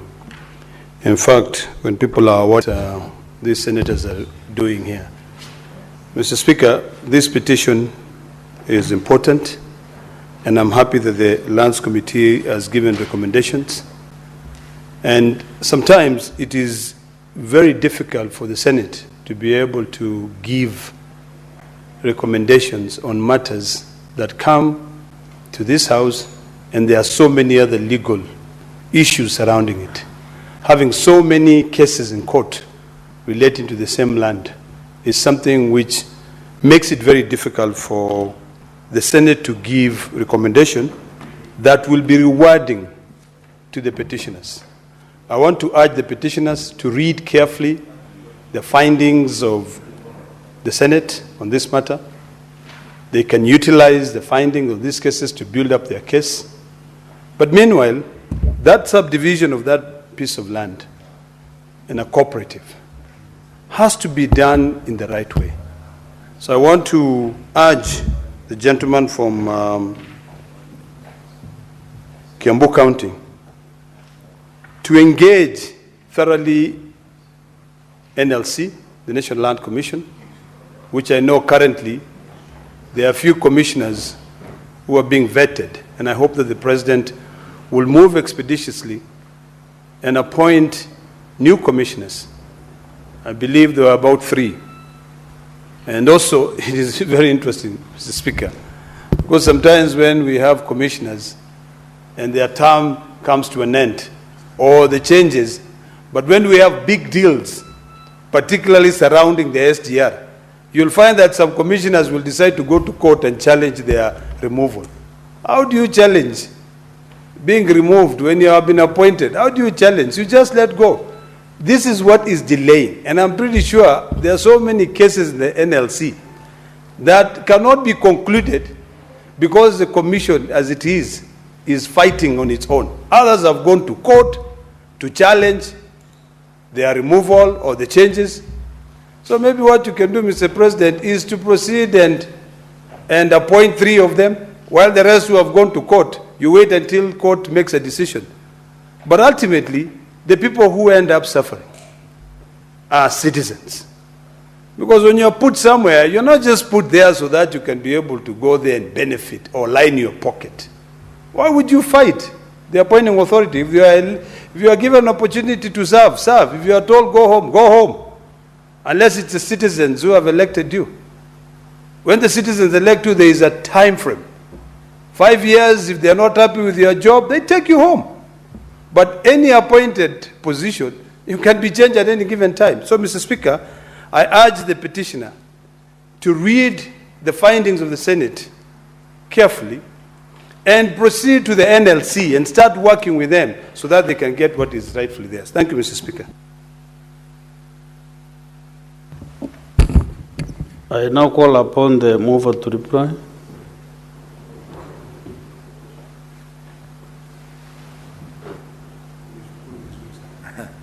Thank you, Mr. Speaker.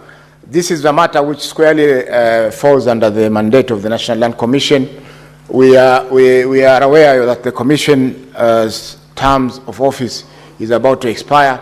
However, they have done a lot under the stewardship of Mr. Gershom Otachi, and they have assured us that they will be willing to work extra hard to be able to conclude the reports that they have been doing. Mr. Speaker, sir, we further recommend that the commissioners that will be appointed, they be sufficiently funded and be able to deal with the historical land injustice cases expeditiously, because this is one of the problems that we have been able to encounter throughout the Republic. Thank you, Mr. Speaker, and I move that under Standing Order number 66(3), the putting of the question be deferred to a later date. Thank you. Very well noted. The putting of the question has been deferred. Next order. Order number 20, motion, report of the standing on a petition to the Senate by Mr. James Mwaura Njoroge and other Nyandarua internally displaced persons concerning delayed compensation and occupation of parcels of land.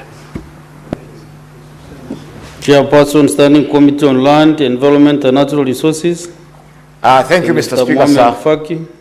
Thank you, Mr. Speaker, sir.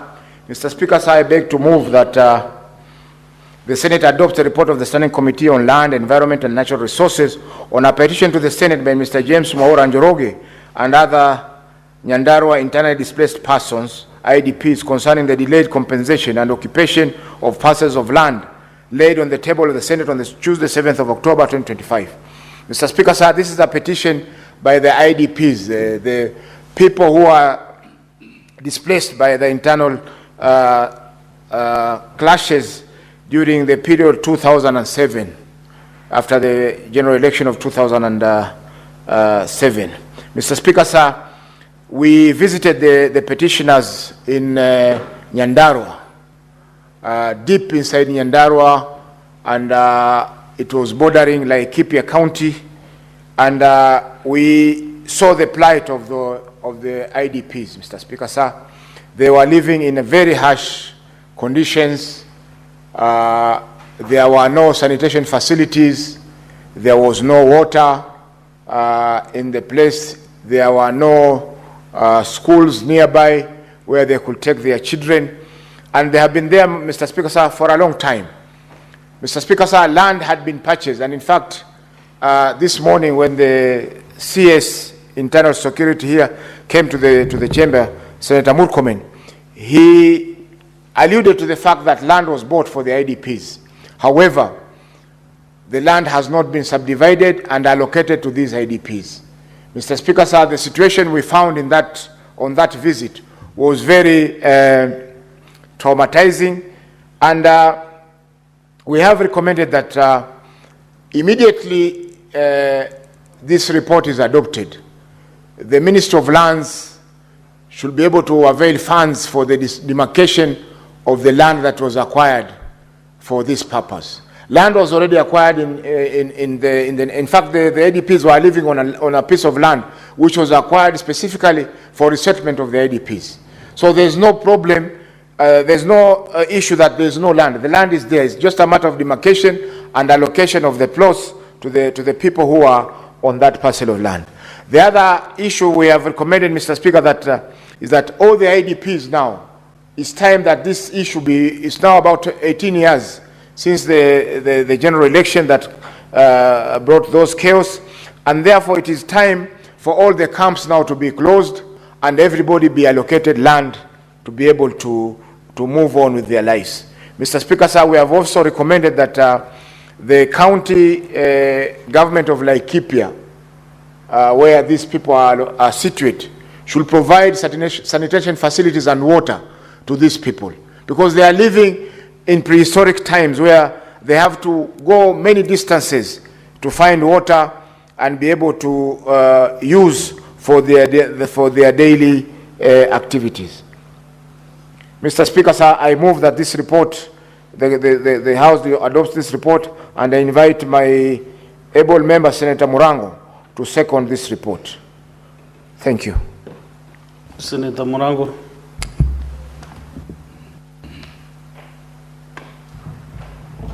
Asante sana Mr. Speaker, ningetaka kwanza kuunga mkono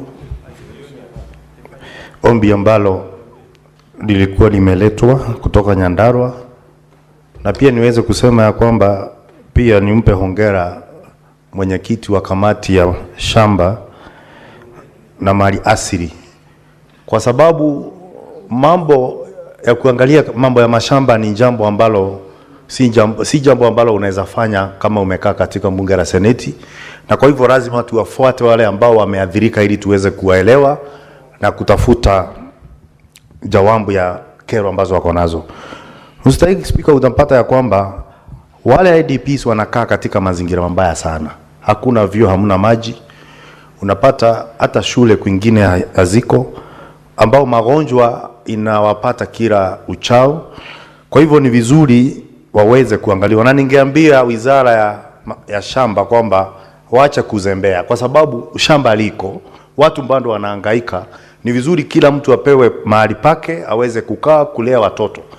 Zaidi tukizingatia kwamba waliokuja katika zile kambi wakati huo wengi ni watu wazima, wengine wameona tayari.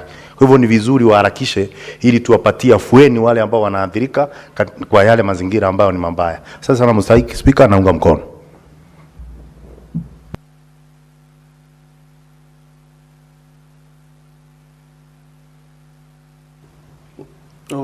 Senators, I propose the question that the Senate endorse the report of the Standing Committee on Land, Environment and Natural Resources on a petition to the Senate by Mr. James Mwaura Njoroge and other Nyandarua internally displaced persons, IDPs, concerning the rain compensation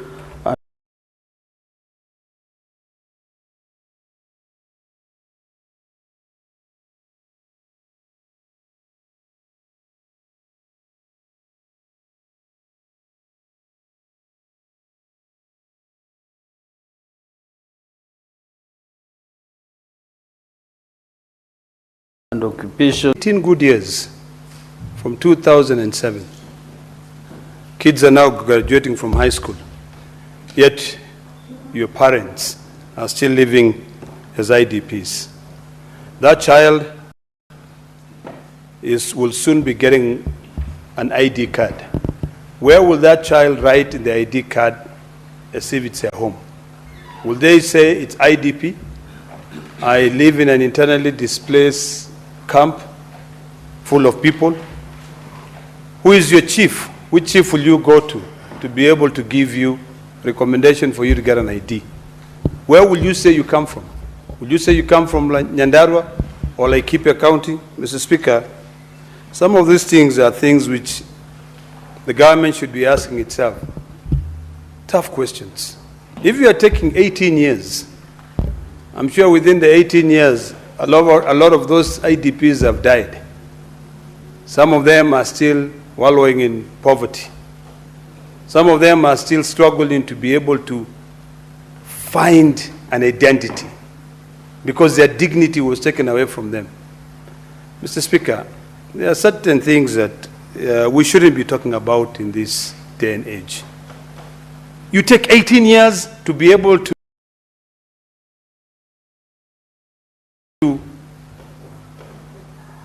compensate someone who has been displaced by the fact that they either fought for you or they fought for their opponents just because of elections.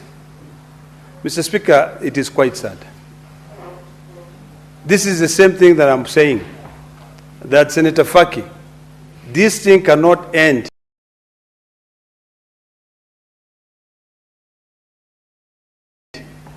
on this desk. Senators minimum to be able to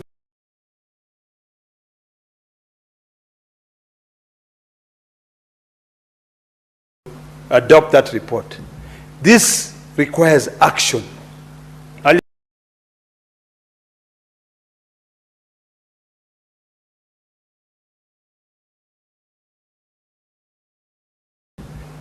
But Mr. Speaker, when you talk about Laikipia County, when you talk about Nyandarua, there are other competing interests. There is an issue of grass. There is an issue of conflict between my people of the Maasai, between the Samburu and the Pokot.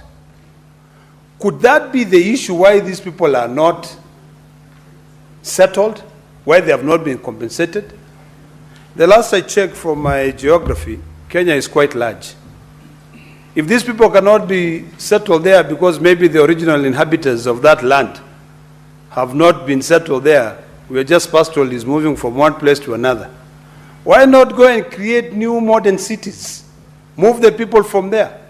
You know, Mr. Speaker, every time we talk about internally displaced persons, how do you even identify those people?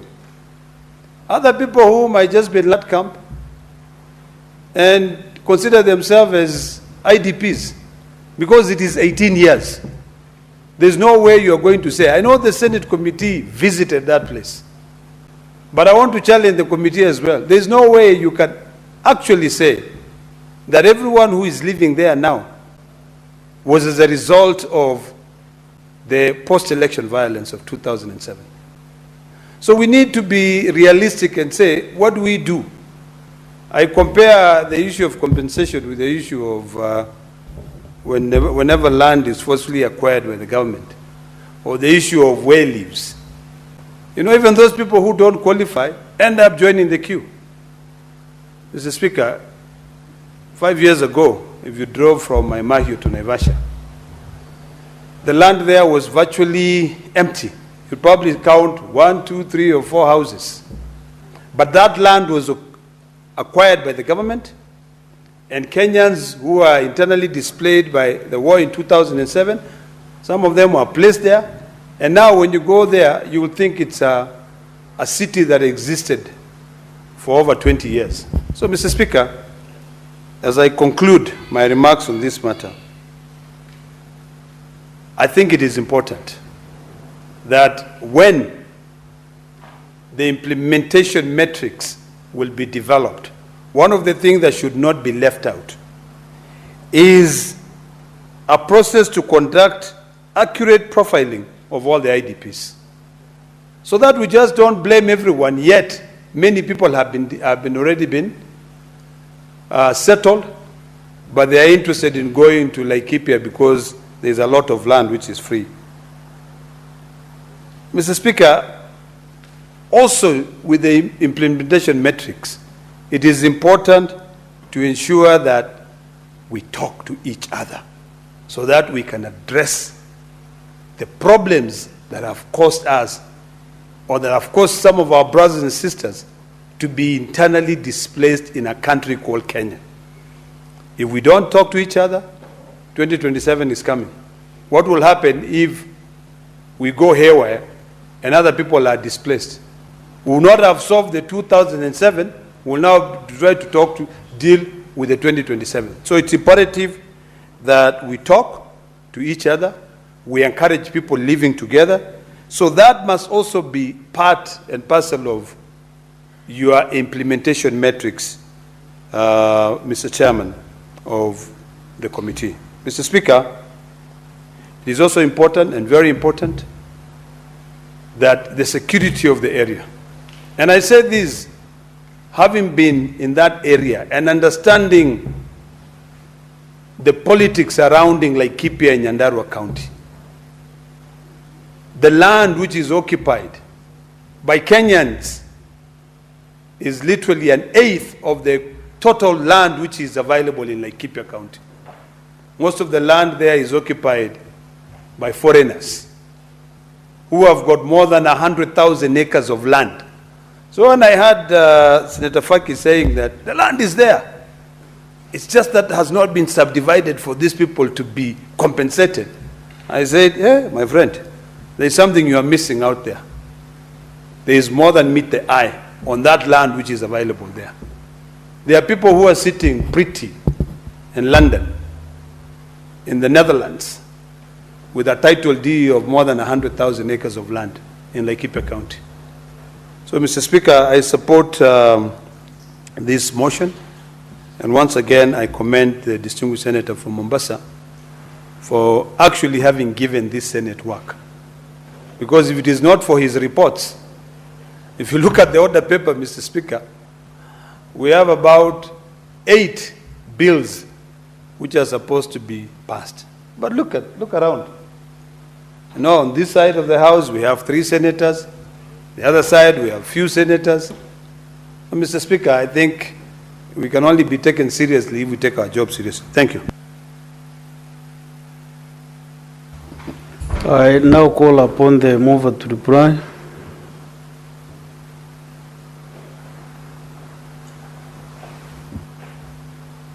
Thank you, Mr. Speaker. Once again, I thank Senator Murango for seconding this motion. I also want to thank my whip, Senator Olekina, for contributing to the motion. Mr. Speaker, sir, the contributions by Senator Ole to incorporate them in our implementation matrix so that we can be able to resolve this matter once and for all. Mr. Speaker, sir, the issue of IDPs needs to have a closure. The land which I talked about is land which has already been bought by the government to settle the IDPs. What the Ministry of Lands does not have is fund be able to allocate this land to the people. Mr. Speaker, sir, I see there's money in the Hustler Fund which can be used to settle these people, and it can be recoverable from as a loan to these people. I know most of them have Safaricom lines, and they can take advantage of this and be able to pay for the survey and subdivision so that every one of them gets a title, and thereafter we close this matter of the IDPs. Mr. Speaker, sir, I beg to move that these were the 3 petitions which I have read, reports which I have read, Mr. Speaker, were filed in 2023. And I want to take this opportunity on behalf of the committee and on behalf of the Senate to apologize to the petitioners, because they have taken so long that they were not able to conclude, but we have been able to conclude them within 6 months from the date we were appointed into this committee. I want to also commend my committee members for the hard work that they have put in this. We went to, when we went to Nyandarua, we came back to Nakuru at about 8 p.m. in the night. At that time, we had not thought of maybe acquiring air transport so that we could move faster and be back to Nairobi without wasting a lot of time on the road. So by the time we were arriving in Nairobi, it was past 11 p.m., Mr. Speaker. That was a lot of sacrifice that the members had given to this work. which we were able to conclude. So I want to take this opportunity to apologize to the petitioners, but now we have their reports ready and they'll be given to them. Mr. Speaker, sir, I beg to move that pursuant to Standing Order number 66-3, the putting of the question be deferred to the next to another date. Thank you. Very well. The putting of the question has been deferred. Chair Lance, I want to also to appreciate your work, because in the Rason Committee you have been toiling on the petitions that have surpassed almost 3 years without concluding them. So I want to thank you and your committee, and still to request you to keep the spirit on, because most of the petitions are on land. Most of the statements are also on land issues. So keep up the good work. Next on. Order number 21, motion, report of the Standing Committee on Land, Environment, Self-Help Group regarding land ownership dispute in the Mwananchi Settlement Scheme in Mwatate constituency in Taita Taveta County. Chairperson, Standing Committee on Land, Environment and Natural Resources.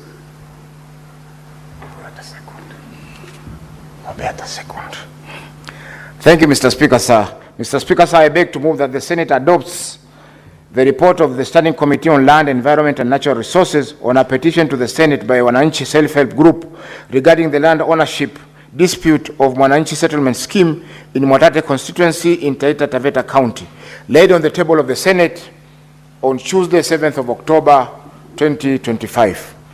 Mr. Speaker, sir, this dispute is located in Taita Taveta County, and we visited the land sometimes in April, I think. Mr. Speaker, sir,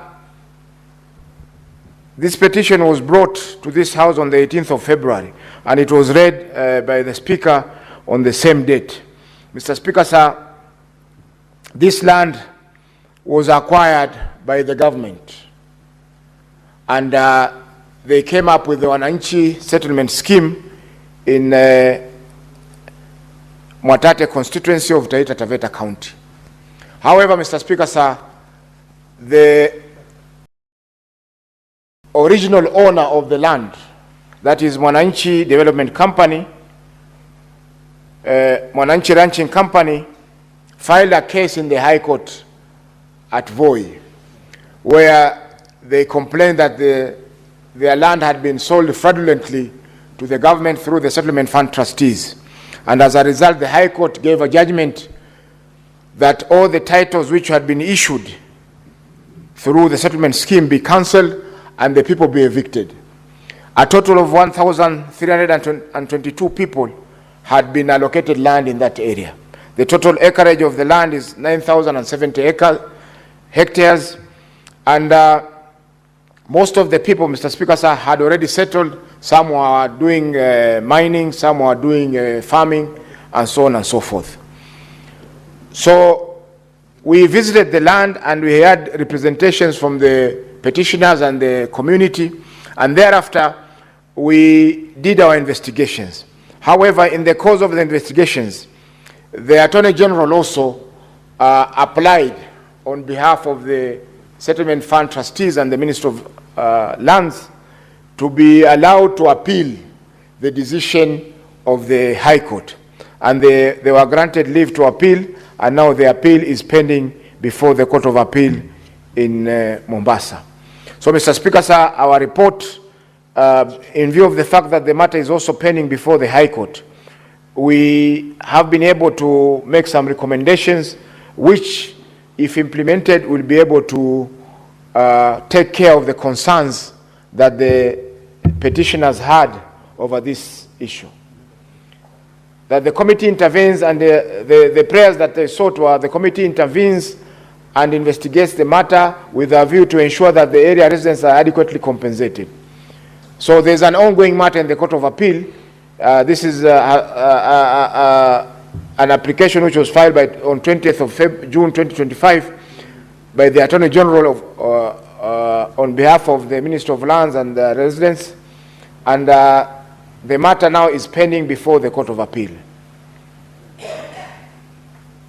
The second prayer, the committee inquires into the matter and makes appropriate recommendations on the irregular transaction on LR number 12-924, situated in Mwatate constituency. Mr. Speaker, sir, there's an ongoing civil appeal case, and therefore that ties our hands. We cannot also go into the investigations on this until the matter is determined by the court. The last prayer was that the committee inquires into the matter and makes legislative interventions relating to the land transfer and acquisition processes to ensure that innocent Kenyans are protected. The committee noted that concerns of the petitioners regarding safeguards to ensure the petition protection of right to acquire and own property, and will address the arising legislative interventions progressively. Mr. Speaker, sir, what happened in this case was a clear case of fraud, where people pretended to be the owners of the land through a company called Mwananchi Development Company. And they sold that land to the government through the settlement fund trustees. The government then subdivided the land into 12-acre plots and allocated the land to the residents, who paid a sum of about 35,000 per plot of 12 acres. So the owner of the land came to realize that people have settled on his land, and now he went to court and sued the government. Unfortunately, the government did not file a defense in time, and the residents were not aware of the pendency of this case. As a result, an ex parte judgment was given, and now they went back to the court to be able to be given an opportunity to be heard. Mr. Speaker, sir, I believe the court is now seized of the matter, and as a committee, we should allow the court to deal with the matter to its logical conclusion. However, there are some recommendations which we have made, one of which was that the EACC comes in, the EACC and DCI come in to investigate whether those people who sold the land to the Ministry of Lands through the settlement fund trustees had adequate title, or had a good title to pass on to the government. Because it appears they may not have had the requisite documents to be able to sell to the government. Number two, the Ministry of Lands and Public Housing, Public Works and Housing ensures that the immediate suspension of any ongoing transactions, any transactions that are supposed to be recorded on these parcels of land should now cease, so that they preserve the land as it is. Number three, the National Land Commission should carry out investigations to establish the legitimacy of ownership of the land, parcel number LR number 12-924, and if there are any arising irregularities, a report be made to the Senate within a period of 90 days.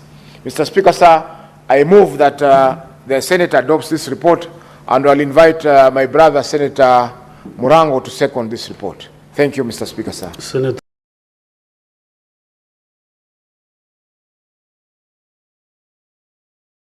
Murango. Asante sana Mr. Speaker, kono ripoti iliyosomwa na mwenyekiti wa kamati husika. Mr. Speaker, kitu ya kushangaza ni kwamba tunapotaka kujua mbivu na bichi wakati tunanunua mashamba, tunaenda kwa ofisi ya serikali, Wizara ya Mashamba. Mr. Speaker, ile wizara ndo inahusika kupeana hati miliki, ndio inahusika wakati tunataka kujua shamba ni la nani. Sasa kitu sijaelewa ni vipi wizara yenyewe ambayo iko na stakabadhi na uwezo ndio ilikuja ikauziwa shamba na wakora. Mimi nafikiria kwamba wala wakora lazima wako katika wale wakora waliouza ile shamba, kulikuwa na mpango fulani ambapo pia wizara ilikuwa inajua. Na ndio ningetaka niseme ya kwamba ni vizuri kungamua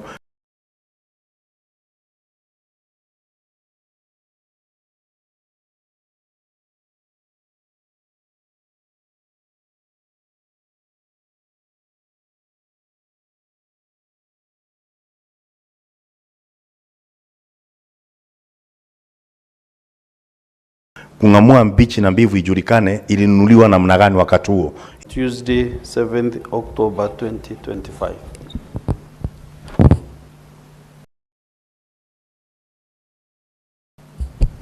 Senator Ndama Olekina.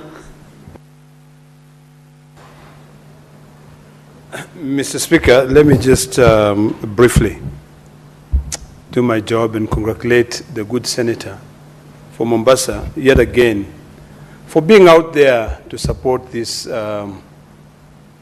citizens, petitioners who have come to this house to seek refuge, to say we need to be settled. Mr. Speaker, it becomes very difficult when the government carries out a transaction. When it carries out the transaction, the owner of the land proceeds to court, and that matter, which is in a public interest, is not publicized for the citizens to know that there is a matter in court, and they get expedited orders. Mr. Speaker, I want to urge the judiciary that whenever a matter is brought before them that touches on public interest, touches on land matters, the first question that they should ask the petitioner is whether he has notified the public or require that an advert is put in all the dailies, including the vernacular radio stations of where these people live, so that people can be able to understand. Put it on the internet.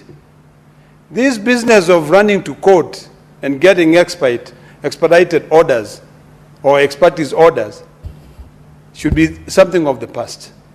It is like going to the chambers and just getting an order.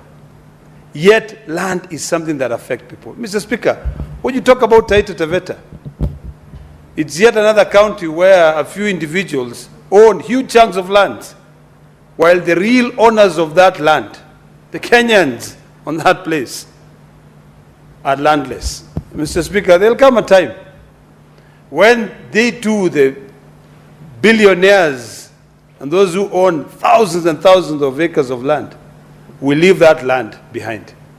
So, Mr. Speaker, I support this motion, and I hope that yet again, appeal the decision. The judiciary will be keen to ensure that decisions are made on the ground. You know, we can just be innovative. And whenever a matter, and this I speak to the judiciary, I don't know if I'm qualified to speak to them, but I'll just give them my 2 cents. And it's up to them to take them or not. But as a person who is elected to represent the interests of the people, my advice to the judiciary is that sometimes let us be completely unorthodox. When it comes to the issues of the land, let us go to the site, let us deal with the matters on site, so that those people who are affected will not now come back and go to court and say, this person went to court, you gave them orders, we are not aware.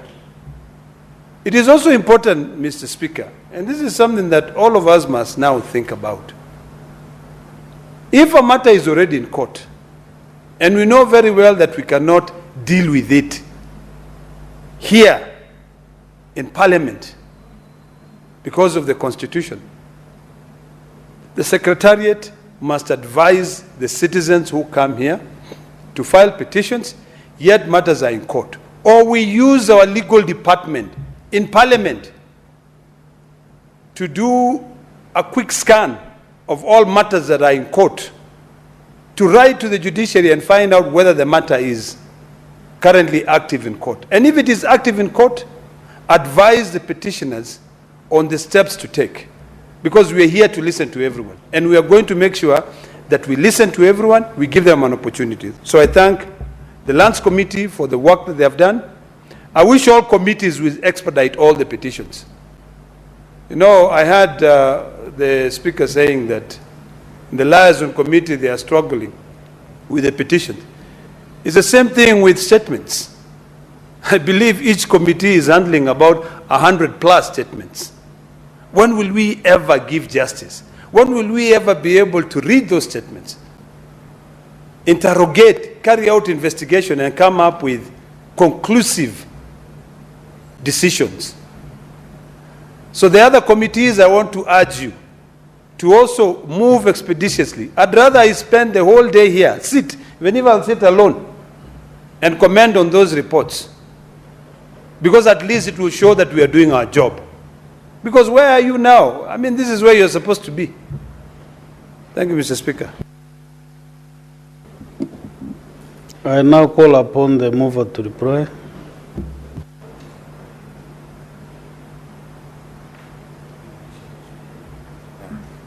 Thank you, Mr. Speaker. I want to thank Senator Murango for seconding this motion, and also want to thank Senator Olekina for contributing to this motion. Mr. Speaker, sir, when the petitioners came to this court, to this house, they had reached a dead end because the court had already given a decision to have them have their titles cancelled.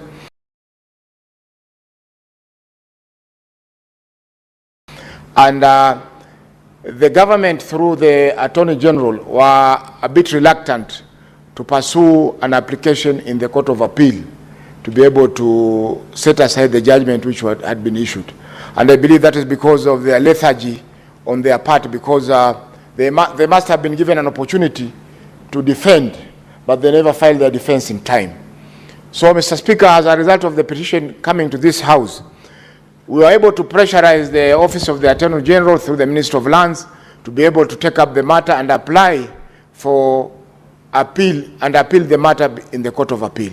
And that's how the appeal came to being. And they were given leave, they were given a stay of execution, they have been given leave now to appeal, and the matter is now pending appeal before the Court of Appeal. Coming back to this petition, Mr. Speaker, sir, we indeed were able to forestall the eviction of these 1,322 people who had already settled in the farm in Mwananchi Ranch. And in a way, we have been able to at least assist the petitioners to be able to get the matter heard before the Court of Appeal. Mr. Speaker, sir, I beg to move that the report be adopted. I beg to reply, and I apply that under Standing Order number 66.3, the putting of the question be deferred to a later date. Thank you, Mr. Speaker, sir, and thank you for giving me an opportunity to move these 4 reports. Very well. The putting of the question has been deferred. Now we go to the next one.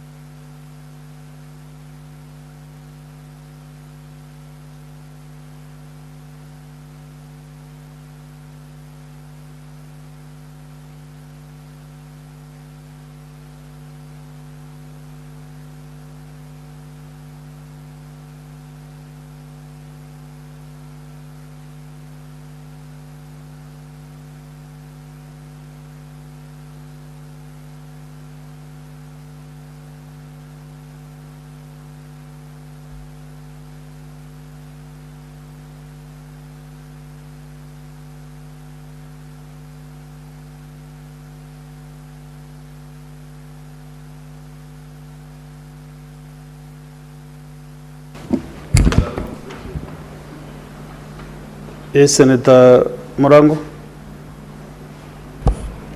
Mr. Speaker, naona haki ndio haijatimia ili kuweza kuendelea na kikao. Ndio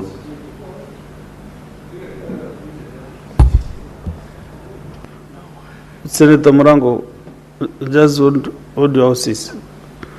Okay, I want to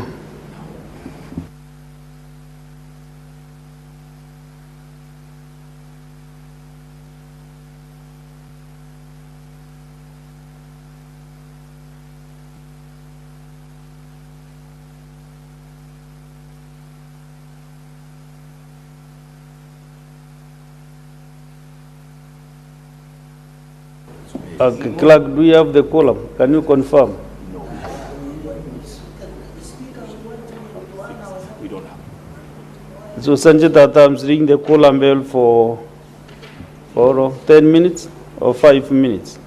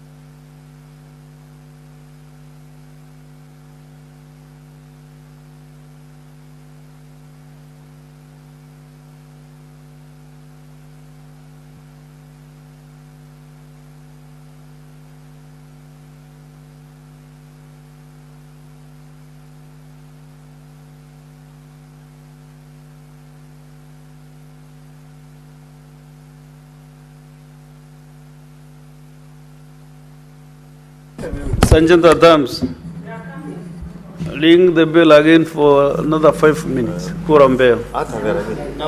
Kuja. Honorable Speaker, if these are the current Speaker, sema hiki tu. We are going on record.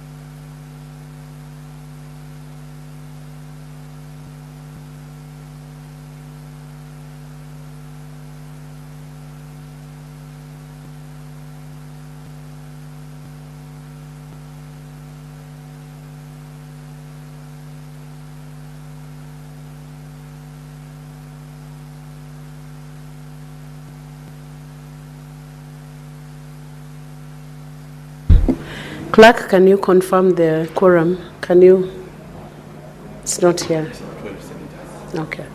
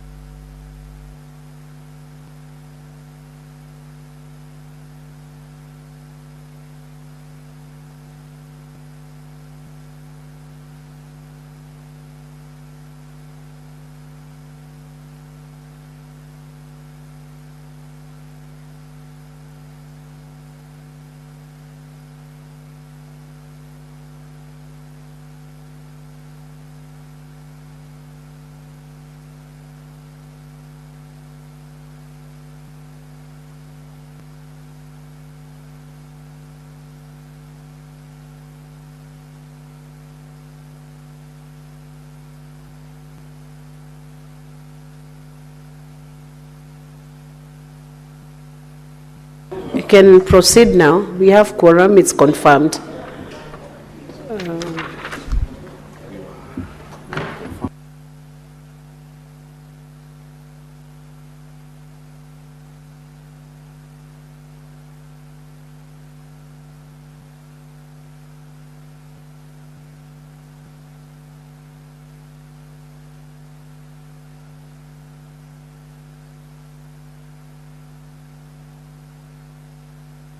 Senator Kathu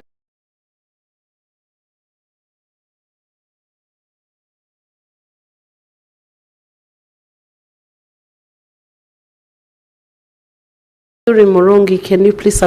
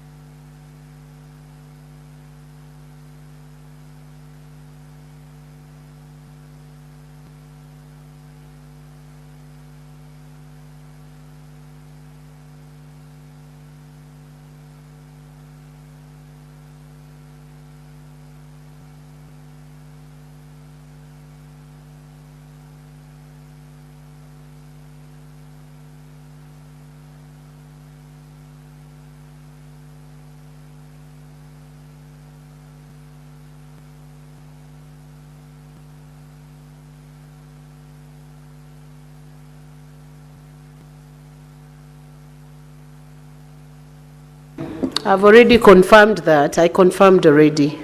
So we are not repeating that confirmation. Honorable Senators, I'm deferring order number 18, order number 8 to order number 17, and I direct the clerk to call out order number 22. Order number 22, motion, report of the Standing Committee on National Cohesion, Equal Opportunity and Regional Integration on implementation of the Senate resolution on the current state of the nation made on Wednesday, 24th July, 2024. Chairperson, National Cohesion. Standing Committee on National Cohesion, Equal Opportunity and Regional Integration. Senator Kamau, are you the chairperson? Chair, I'm or you're a member? I'm a member of the Cohesion Committee. Proceed. I'm therefore standing on behalf of my chair. Proceed. Report on the Standing Committee on National Cohesion, Equal Opportunity and Regional Integration on implementation of the Senate resolution on the current state of the nation made on Wednesday, 24th July, 2024.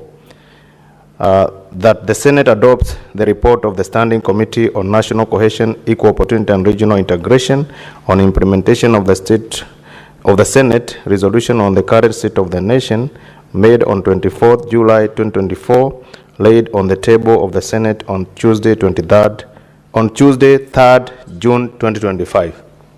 Honorable Chair, Honorable Speaker, I call upon Senator Cherargei to second.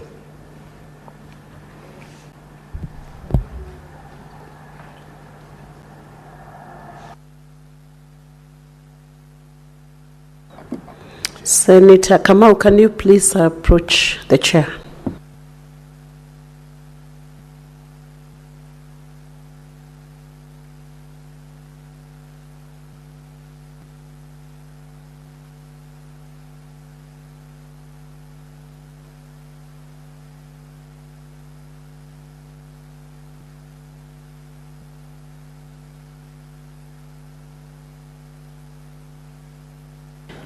Please give the report to the senator.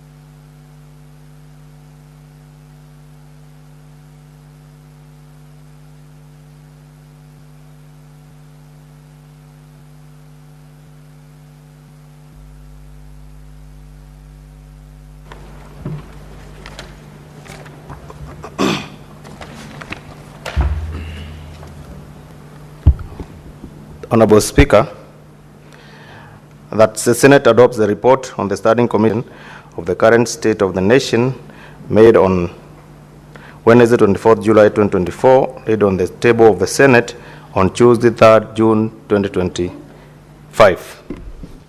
Honorable Speaker,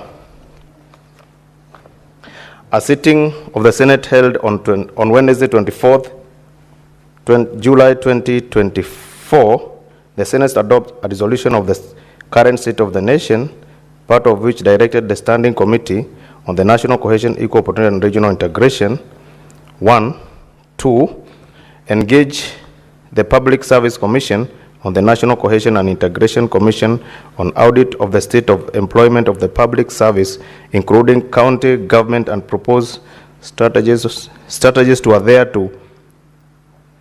to equality opportunities across the public service as espoused in the Article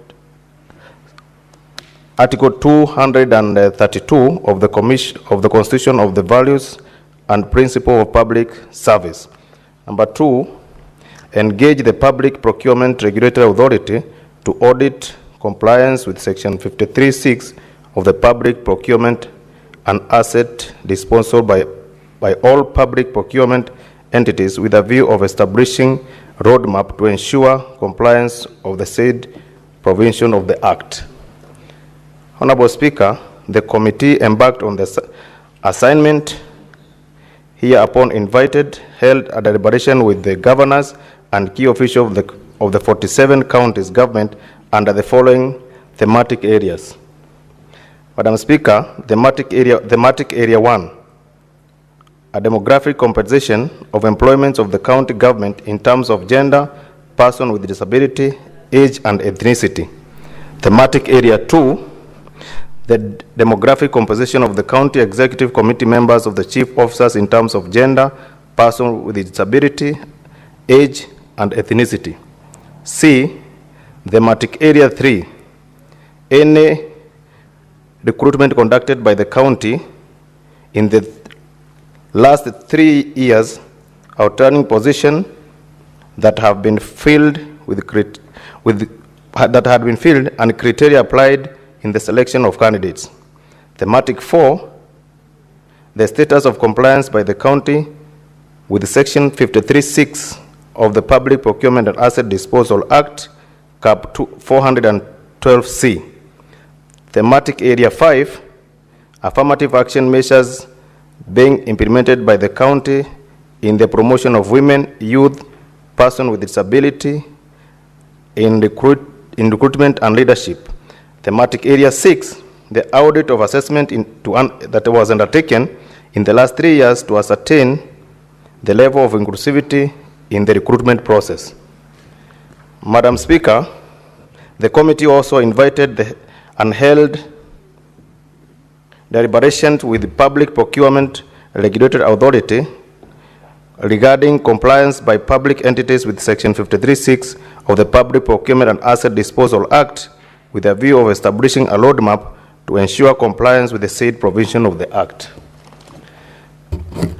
Madam Speaker, the committee further held a deliberation with the National Cohesion and Integration Commission regarding the ethnic and diversity audit of the county public service carried out by the Commission. In total, the committee held 32 meetings where it received oral submission and written memorandum from the county governors and Public Procurement Regulatory Authority and the National Cohesion and Integration Commission. The committee thereafter retreated to have the submission received, whereupon it arrived on an observation recommendation as set out in the report. Honorable Speaker, the key recommendations by the committee are as follows. 1. Thematic area. Democratic promotion of the employees by the county governance in terms of gender, person with disability, age, and ethnicity. The committee recommended as follows. 1. That Mandera, Nandi, and Wajir counties governor should appoint the required number of women, comply with the constitution requirement, and not more than 2/3 of the members of appointed bodies shall be of the same gender. No more than 2/3 of gender principle with 18 months of tabling of this report. The county government that are compliant should put policies in place to continue to adhere to the constitution requirements. Number 2, that all county governments should comply with the provision of Article 54(2) and Section 13 of the Person with Disability Act and take affirmative action urgently to employ persons with disability to comply with the constitution requirement to serve 5% of appointed position in county public service within 18 months of tabling this report. Noting that none of the county government is compliant with the provision of the law, the county government should liaise with the National Council for Persons with Disabilities during recruitment and selection of the pool of qualified persons with disability applicants. Number 3, that the 32 county government that failed to comply with the requirement should ensure that at least 30% of the vacant positions are filled by candidates who are not from the dominant ethnic community in the county by putting deliberate measures in place to comply with the diversity requirement within 18 months of tabling the report. These county governments are Kwale, that has 75.2%, Kilifi, that has 79%, Wajir, 91.05%, Mandera, 81.4%, Meru, 90%, Kitui, 90%, Machakos, 85%, Makueni, 92.63%, Nyandarua, 93.66%, Nyeri with 93.66% Kikuyu. Kirinyaga has 96% Kikuyu. Muranga has 93% Kikuyu. Samburu has 96.65% Samburu. Uasin Gishu has 85% Kalenjin. Garissa has 80.15% of Somalis. Elgeyo Marakwet has 96.22% of Kalenjin. Nandi as well has 95.67 Kalenjin. Baringo 92.93% of Kalenjin. Laikipia 70.06% of Kikuyu. Kajiado, Masai 70.53%. Bomet has 97.28% of Kalenjin. Kakamega has 90.68% of Luya. Bungoma has 83.6% of Luhya. Vihiga as well has 89.79% of Luhya. Kisumu has 87.69% of Luo, Homa Bay 96.98% of Luo, Migori has a total of 71.77% of Luo, Kisii has 94.28% of Kisiis, and Nyamira has 95% of Kisiis. Madam Speaker, that all the county government should use alternative means of job advertisement, such as national and local vernacular radio stations, social media, and local leaders to reach a wider pool of candidates while doing targeted civic education and advertising the recruitment opportunities. Number 5, that all the county government should use target job advertisement, encouraging minority communities, youth, women, persons with disability to apply and be considered. Thematic area 2 was talking about demographic composition of the county executive committee members of the chief officers in terms of gender, persons with disability, age, and ethnicity. The recommendations are as follows: that the following county government, namely Kisumu, Kisii, Isiolo, Nyeri, Laikipia, Wajir, and Embu counties, should comply with the constitutional requirement that not more than 2/3 of the members of the opposite bodies shall be of the same gender. Not more than 2/3 gender principle in the composition of county executive committee members and county chief officers. Number 2, that the 42 county government that failed to comply with the constitutional requirement to reserve 5% of appointed position county executive committee members and chief officers into bracket in the county public service to person with disability are required to comply with the law within 18 months of tabling this report, with the exception of Lamu that has 5%, Taita Taveta has 8.7%, Wajir 6.45%, Turkana 6.06%, and Nandi 5.26% county government that complied with the constitutional requirement to serve the 5% requirements. Madam Speaker, number 3, that the county government should put in place policies of guidelines, that all the county government should put in place policies and guidelines that guarantee the inclusion of youth and marginalized groups in the county executive leadership position. That the Senate amends the County Government Act to provide the number of timeline for appointment of chief officers following gubernatorial election. Number 5, Madam Speaker, County Government of Elgeyo Marakwet, Kericho, Makueni, Nyandarua, and Vihiga, which had county executive committee members and county chief officers exclusively from dominant ethnic community in their counties, should adhere to the constitutional requirement of diversity and inclusivity and take immediate measures not less than 18 months upon tabling of this report in the Senate to comply with the requirement that at least 30% of the vacant position are filled by candidates who are not from the dominant ethnic community in the country. Honorable Speaker, thematic area 3, recruitment and conducted by the county government in the last 3 years, the positions that have been filled and criteria applied in the selection of number 1,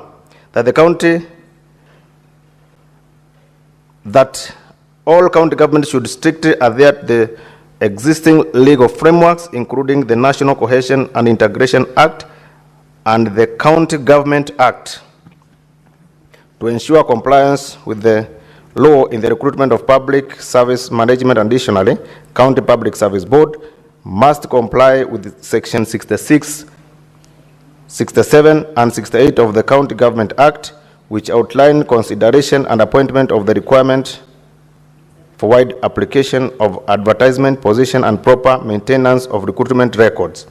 Number 2, that all county government should take immediate measures to ensure the accessibility of the job advertisement through diversifying their means of advertisement by utilizing social media platform, national radio station and TV station, and use the local leaders and use of local leaders to help reach out pool of candidates, including special interest groups. Madam Speaker, number 3, that the County Public Service Board should put in place guidelines and policies that should guide at least 30% of vacant entry-level positions are filled by candidates who do not belong to the dominant ethnic community in the country. As required under Section 65(1)(e) of the County Government Acts, the measures will foster diversity and promote their representation of county employment. Thematic Area 4. The status of compliance by the county with Section 53(6) of the Public Procurement and Asset Disposal Act, Cap 412C. The committee recommendations are as follows. The 22 county governments that failed to comply with Section 53(6) of the Public Procurement Asset Disposal Act on reservation of 30% of procurement for special group should take deliberate measures to ensure compliance within 12 months of table of this report in the Senate. These county governments are Mombasa, Kwale, Wajir, Isiolo, Meru, Embu, Kitui, Machakos, Makueni, Nyeri, Kiambu, Turkana, Nandi, Baringo, Nakuru, Samburu, Narok, Kericho, Vihiga, Migori, Nyamira, and Nairobi. Number 2, to ensure compliance with 30% of access to government procurement opportunities, that is into bracket AGPO, requirement by the county government that fall below the threshold should implement target intervention to increase procurement opportunities for special groups, including sensitization, campaign, and capacity building program. Moreover, the Council of Governors should encourage sharing of best practices among county government by replicating successful county-specific procurement initiatives, such as Trans Nzoia Nawiri program to ensure local empowerment. Additionally, the practice from the county government with remarkable compliance, such as Lamu and Elgeyo Marakwet, should be studied to adopt where applicable to improve compliance and effectiveness of the government procurement. Number 3, that the Public Procurement Regulatory Authority should report to the Senate on access to government procurement opportunities, procurement performance at the end of every financial year. Number 4, that all county governments should develop and implement affirmative action program while carrying out benchmarking with their better performing counterparts in order to comply with Section 53(6) of the Public and Procurement and Asset Disposal Act. Number 5, that all county executives should strictly adhere to Sections 157(12) of the Public Procurement and Disposal Act. Thematic Area 5, it was about the affirmative action measures being implemented by the county in promotion of women, youth, and persons with disability in requirement and leadership. The committee recommendations are as follows. That all county governments should have in place and implement affirmative action policies prioritizing the empowerment of persons with disability, women, minority groups, in line with the national policies, including the following policies. A, an internship and capacity building policy. B, gender mainstreaming policy. C, disability mainstreaming policy. D, requirement and selection policy. E, youth and ICT policy. Number 2, that all county governments should develop a county minority register to track minority and marginalized community within the county while fully implementing the affirmative action policies in place. The thematic area 6 was about the audit of assessment undertaken in the last 3 years to ascertain the level of inclusivity in the recruitment process. The recommendations are as follows. 1, the Senate to organize capacity building program for county assemblies that would enable them to effectively play their oversight role by ensuring that county executive comply with the law specifically on ethnic diversity and inclusivity during recruitment and promotion of employment. Access to government procurement in line with Section 12(7), 35(2), and 97A of the County Government Acts 2012 and 53(6) of the Public Procurement and Asset Disposal Act 2015. Other recommendations are: the committee further recommended as follows. The County Public Service Board should prepare and implement a county implementation equity plan for the purpose of eliminating ethnic imbalance. 2, that all county governments should liaise with the IGRTC and Council of Governors to implement standardized county-level recruitment guidelines, career progression policies, transition framework, salary structure, and ensure consistent and equitable employment processes counties to better their infrastructure to attract professionalism. Number 3, that the County Public Service Board should be empowered to fulfill their mandate without undue process from county and national leadership. Number 4, the Public Procurement Regulatory Authority should be adequately resourced to monitor and enforce compliance with the scheme, introducing administrative sanctions on procurement entities to enforce compliance. Honorable Speaker, the committee wishes to thank the Office of the Speaker of the Senate and the Office of the Clerk of the Senate for the support extended to the committee in the execution of its mandate. The committee further extends its appreciation to governors who appeared before the committee and provided invaluable information. The committee also appreciates the technical support accorded to it by the National Cohesion and Integration Commission, NCIC, and the Public Regulatory Authority, PPRA. Finally, I thank the fellow senators for their oversight and thoughtful participation in inquiry and their dedication to the objective of inquiry. The appreciation also goes to the dedicated Secretariat who actively participated in proceeding of the committee's meeting. Honorable Speaker, it is now my pleasure, duty and privilege on behalf of the Standing Committee on National Cohesion, Equal Opportunity and Regional Integration Committee to table the report on the committee on its consideration of the Senate resolution of the current state of the nation and the committee and to commend it to the House for debate and adoption pursuant to the provision of the Senate Standing Order 223(6). Thank you, Honorable Speaker. Who is your seconder? I wish to call upon Honorable Senator Cherargei to second. Senator Cherargei.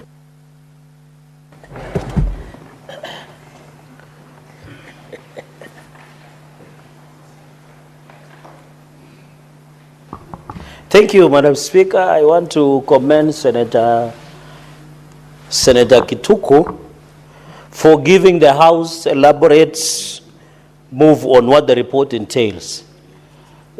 Madam Speaker, as I rise to second, you and me were on the floor of the House when, under the guidance of Leader of Majority and Leader of Minority, the House came up with a joint motion between the minority and majority side to discuss the state of the nation.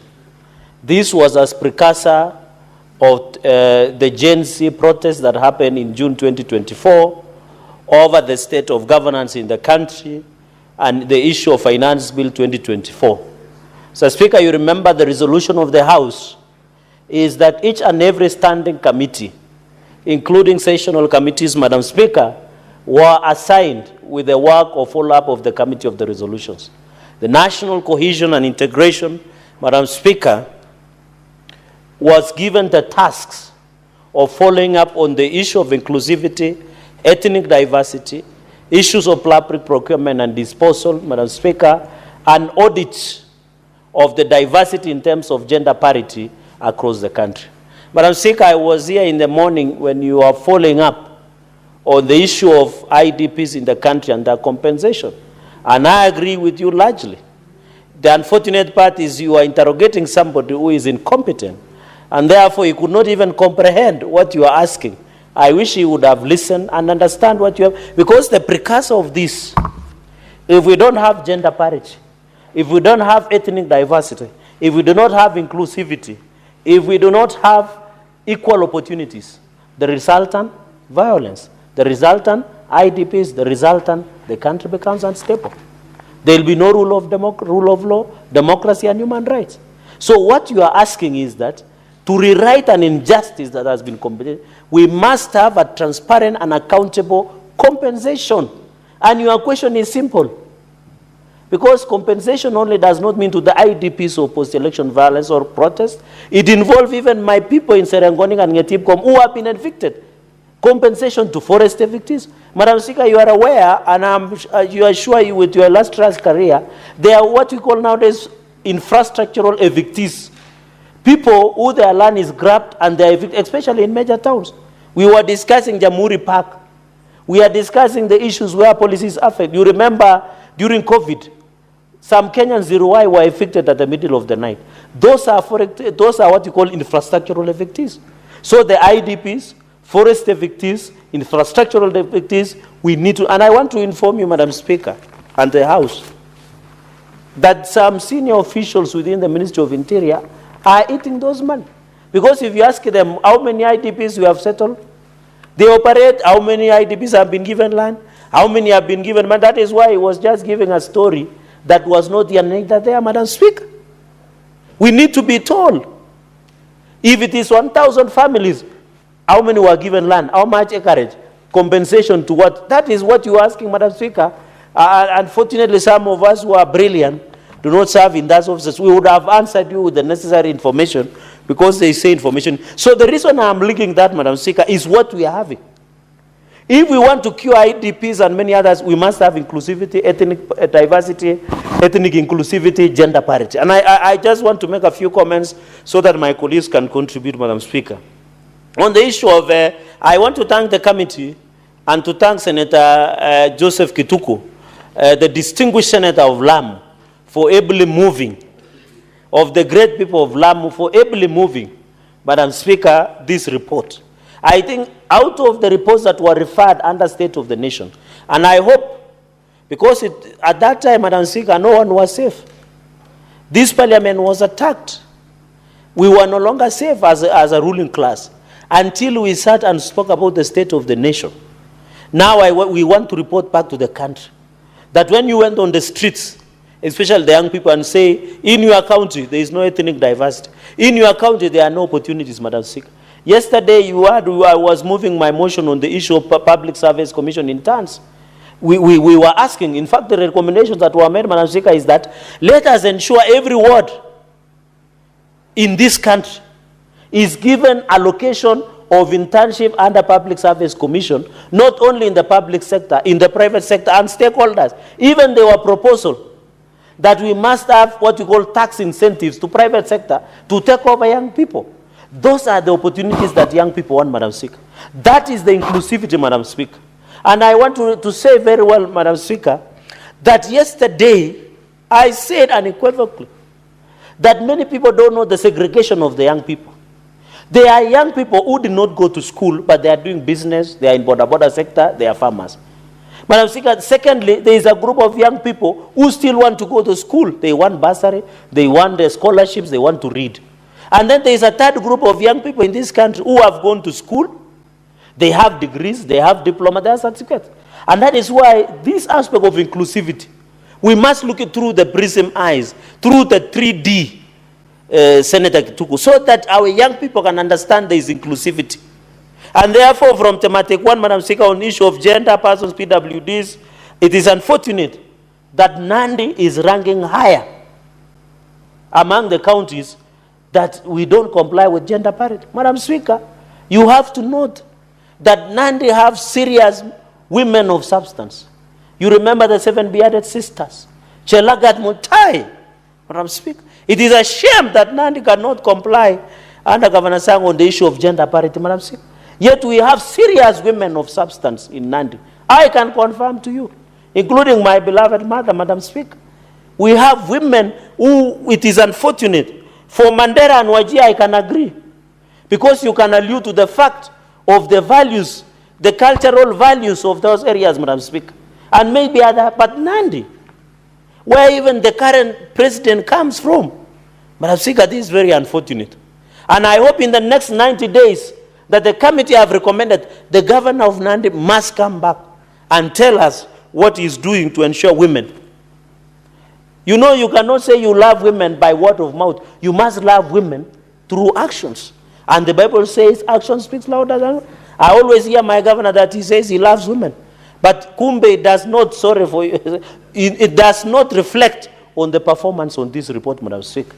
Number two, Madam Speaker, on the PWDs, at least 32, imagine, Madam Speaker, it's embarrassing. In fact, if former Vice President, your good friend, Mudi Awori, Madam Speaker, Mudi Awori, where we were and we celebrated, I'm happy you mentioned him on the floor of the House in Busia County Assembly. If he hears today, Mudi Awori, the distinguished, and I saw him the other way, he's still very strong and wish him long life and good health. If he hears 32 county governments have not complied on the issue of PWDs, he must be very he must be very mad. Because this 5%, 32, that is more than 3/4 of the county, of the country. 32 county colleagues, this should cause an alarm among us as leaders. Where do we put our PWD people, Madam Speaker? People living differently ably. It is unfortunate that 32 of them, 32 counties did not comply to ensure that there was an aspect of PWDs, Madam Speaker. And that is why this one should, I'm happy, the report says 18 months tabling of this report. The other aspect is also 32 on the issue of ethnic diversity. More than 32 or more than 30, Madam Speaker, of county governments are employing people from only dominant, did not fail, Madam Speaker. Are we turning county governments to be ethnic conclave, Madam Speaker? Are we turning our county governments to be area? I'm happy, I think Lamu is better. It's more cosmopolitan, Madam Speaker. Why are we turning our counties into ethnic cosmopolitan? Madam Speaker, there is a principle in biology called cross-pollination. You must sure that the cross-pollination to improve the quality of genealogy, Madam Speaker. And if you had some tribes, Madam Speaker, if you intermarry within a particular lineage or blood, the gene or the children likely to be born, Madam Speaker, and you are better than this because you are a mother, will likely suffer from some deformities. Why are we allowing our county governments to become ethnic headquarters? Why is it that when I go to Kisumu, to Nandi, to Kisii, to Mandera, to Garissa, the entire over 80%, 90% of the population, Madam Speaker, in the workforce of a county government only speaks one language? Madam Speaker, it should be a conscience that should awake this nation, Madam Speaker. When you leave Francis Imboga, betrayal in the city, if something disturbs a man, it should disturb the conscience of this nation, Madam Speaker. To paraphrase Francis Imboga, betrayal in the city. I'll skim through, Madam Speaker. At least the worst, I can just mention two, my colleagues has done very well. Kwale leads with Michiganda 75.5, Kilifi, Wajir. In fact, Wajir is worse. They are doing at 91.0%. And the governor, the chairman of Council of Governors, who happens to be your friend, you plan the devolution conference, as 91, he can do his cabinet meeting and even briefing with the staff with this local dialect, the Somali. But I'm Speaker, Mandera, Meru, unfortunately the Deputy Speaker has left. He should tell us why 90% of Meru can only speak one language. But I'm Speaker, Bomet is 97.2. We are doing badly. I'm sampling per region. Even I can another sample, Elgeyo Marakwet is 96.2 Kalenjin. I'll just sample a few, Madam Speaker. In fact, Muranga, Kikuyu 93.7%. Madam Speaker, and Migori is doing at 71.1%, and Homa Bay, Madam Speaker, we are doing badly. Madam Speaker, the way to cure, because Madam Speaker, I've sat in most of the committees, and I know cohesion, this was the question you asked. Madam Speaker, when you ask governors, how do you recruit? When you ask county public service, they say we put at the national newspaper of circulation. But why then use the local vernacular? They can use Kameme. They can use Voka FM. They can use Kas FM. Or even Kitwek FM, Madam Speaker. They can use Muga FM, Madam Speaker. The local vernacular. When you ask them, they only use Standard, Star, and maybe Nation. They need to improve on security. And even most of their website, Madam Speaker, sorry to say this, are dormant. They are no longer functional. I can challenge you, Senator Gitugu, try and access website of LAM. You will get the last update was in 2016. How do you ensure there is access? This is the era of digital age, Madam Speaker.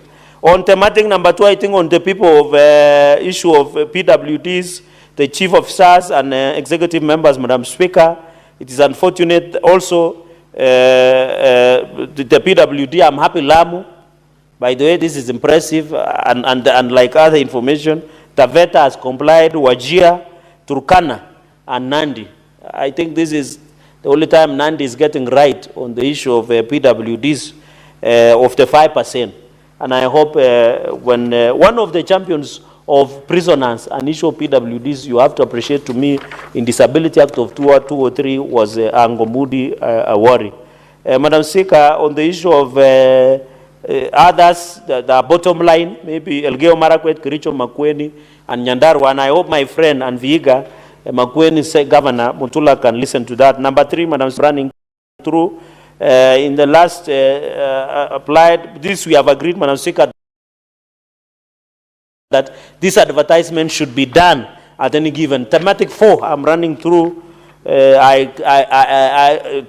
status with section. This is where I wanted to come to, Madam Speaker. I'm driving it home, hot and sharp. Madam Speaker, you know, Madam Speaker, the pass of this Public Procurement and Disposal Act, CAP 412C, was a progressive law. Madam Speaker, this law was progressive. The reason young people went and demonstrated after the protest of Kusalamia, they say we want to go and Salamia governor, it's because of lack of opportunities.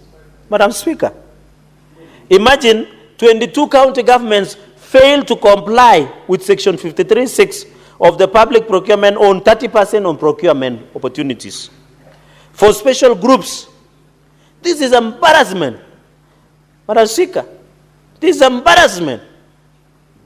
This is an embarrassment, Madam Speaker. Because how will the young people, and I want to challenge the office of the Attorney General, the state law office, these companies that are awarded contracts and tenders in our counties are cronies of governors. At least for Inandi, I know that. Are cronies of the senior officials in Madam Speaker, in these entities, Madam Speaker. So this law has been violated, colleagues. Why should we say, I don't know, when I'm picking it up, I'm picking the heat up. Madam Speaker, why should we say youth are complaining? Why do you say young people are restless? If 22 county governments cannot give 30% of their procurement opportunities to young people, how don't you expect young people to come and demonstrate against us? How? This is shameful, Madam Speaker. These counties are 22. One is Mombasa, Kwale, Wajir, Isiolo, Meru, Embu, Kitui, Machakos, Makueni, Nyeri, Kiambu, Turkana, Nandi. Nandi, my county. This is shame. The young people of Nandi are very enterprising. They want these opportunities. But under Masang maladministration, they have destroyed the future of the young people, Madam Speaker. Even Baringo, Nakuru, Samburu, Narok, Kericho, Vihiga, Migori, Nyamira, Nairobi. This is shameful, Madam Speaker. How can you expect, Madam Speaker, young people not to protest if we cannot give them opportunities? How don't you expect? In fact, Nairobi is the worst. Nairobi is only 10.7. This county, I want to say this without fear of contradiction. This county of Nairobi City County should be handed over to NMS. Should be handed over to NMS, Madam Speaker. Should be handed over to NMS, this county government of Nairobi. Are you work, Madam Speaker? You drive even Kilimani potholes. If you even drive an SUV, you will disappear in a pothole here in Nairobi. Just within the CBD, Kirinyaga Road, the surfaces have gone to the dogs, Madam Speaker, and I must be put on NMS because the people in charge of Nairobi City County, the governor, has failed and abrogated in the duty of managing this city. And even think of amending the constitution so that we can take Nairobi to become metropolis and be managed at that level. Madam Speaker, with those many remarks, I want to say this is aside. Madam Speaker, as I was sitting, unfortunately yesterday, Madam Speaker, we have lost, one of the Tindred members of parliament aspirant by the name Shadrach Marati, Madam Speaker, got lost. We hope the government agencies will trace him. But the sad reality, Madam Speaker, that is creeping back to this country is intolerance, the abuse of law. Yesterday, when my people wanted to demonstrate in Maraba Center, in Tindred sub-county, Madam Speaker, live bullets were used, just near Kisumu, where you come from. A few weeks ago, 2 people were killed in Kimwani by live bullets, Madam Speaker. Where are we going as a country? There is an intolerance. A young man was clobbered by the name Ken Maswa in Kapseret constituency for having political divergence, Madam Speaker. I want to call the Ministry of Interior and state actors to arrest this political intolerance and police brutality so that we go ahead, Madam Speaker. So, Madam Speaker, this is a progressive report so that I allow my colleagues to proceed. This is, we hope all the committees, Madam Speaker, can bring their reports. With those very, very many remarks, with tremendous respect, I beg to second.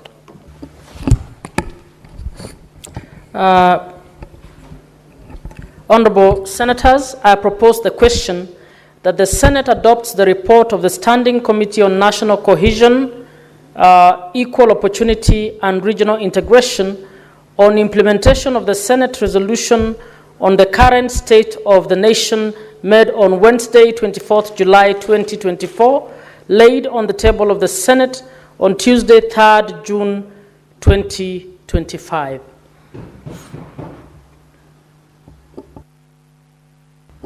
Senator Ledama.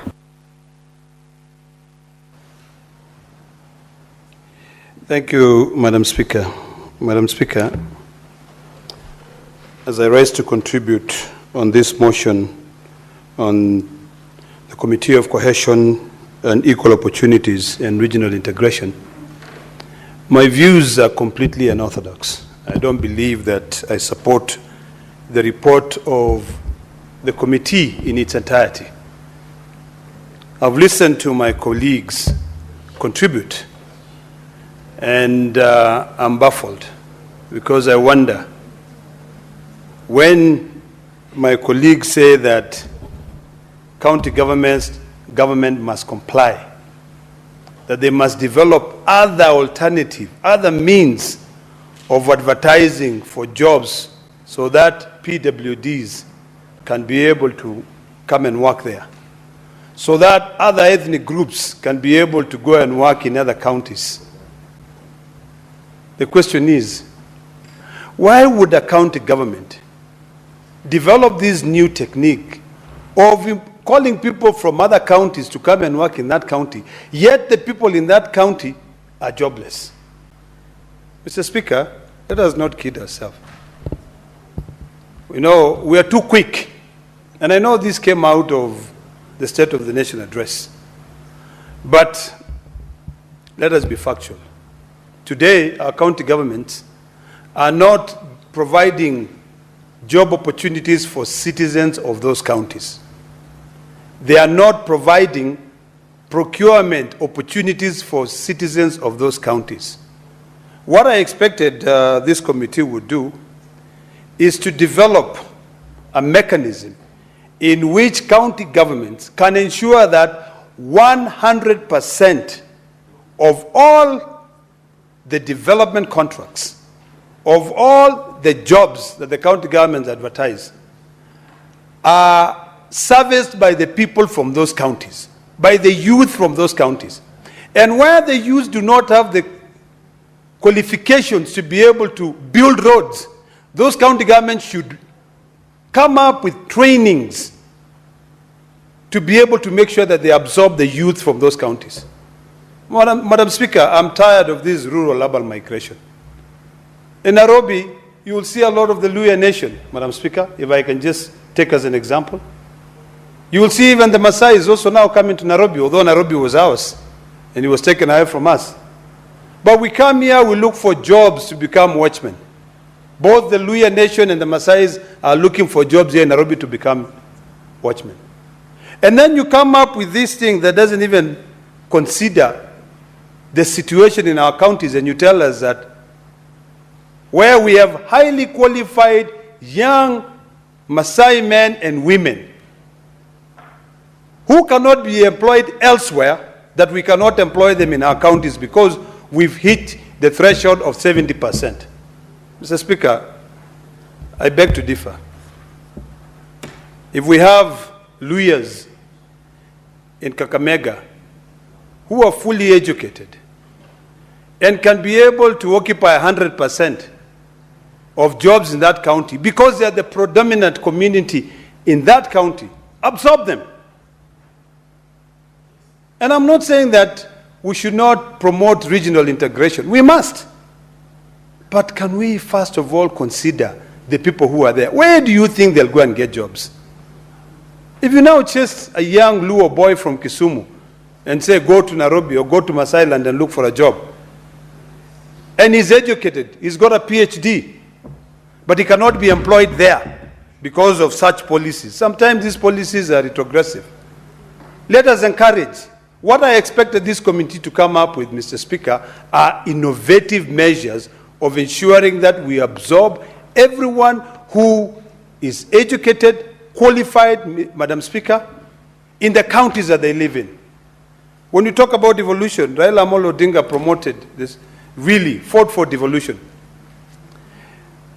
I think what he had in mind was a nation that will be able to one day, if you are born in Narok, you live in Narok, you can work in Narok, you get married in Narok, you are buried in Narok, and you live in Narok, you go on holiday in Narok. It will be a county that will be able to accommodate everything.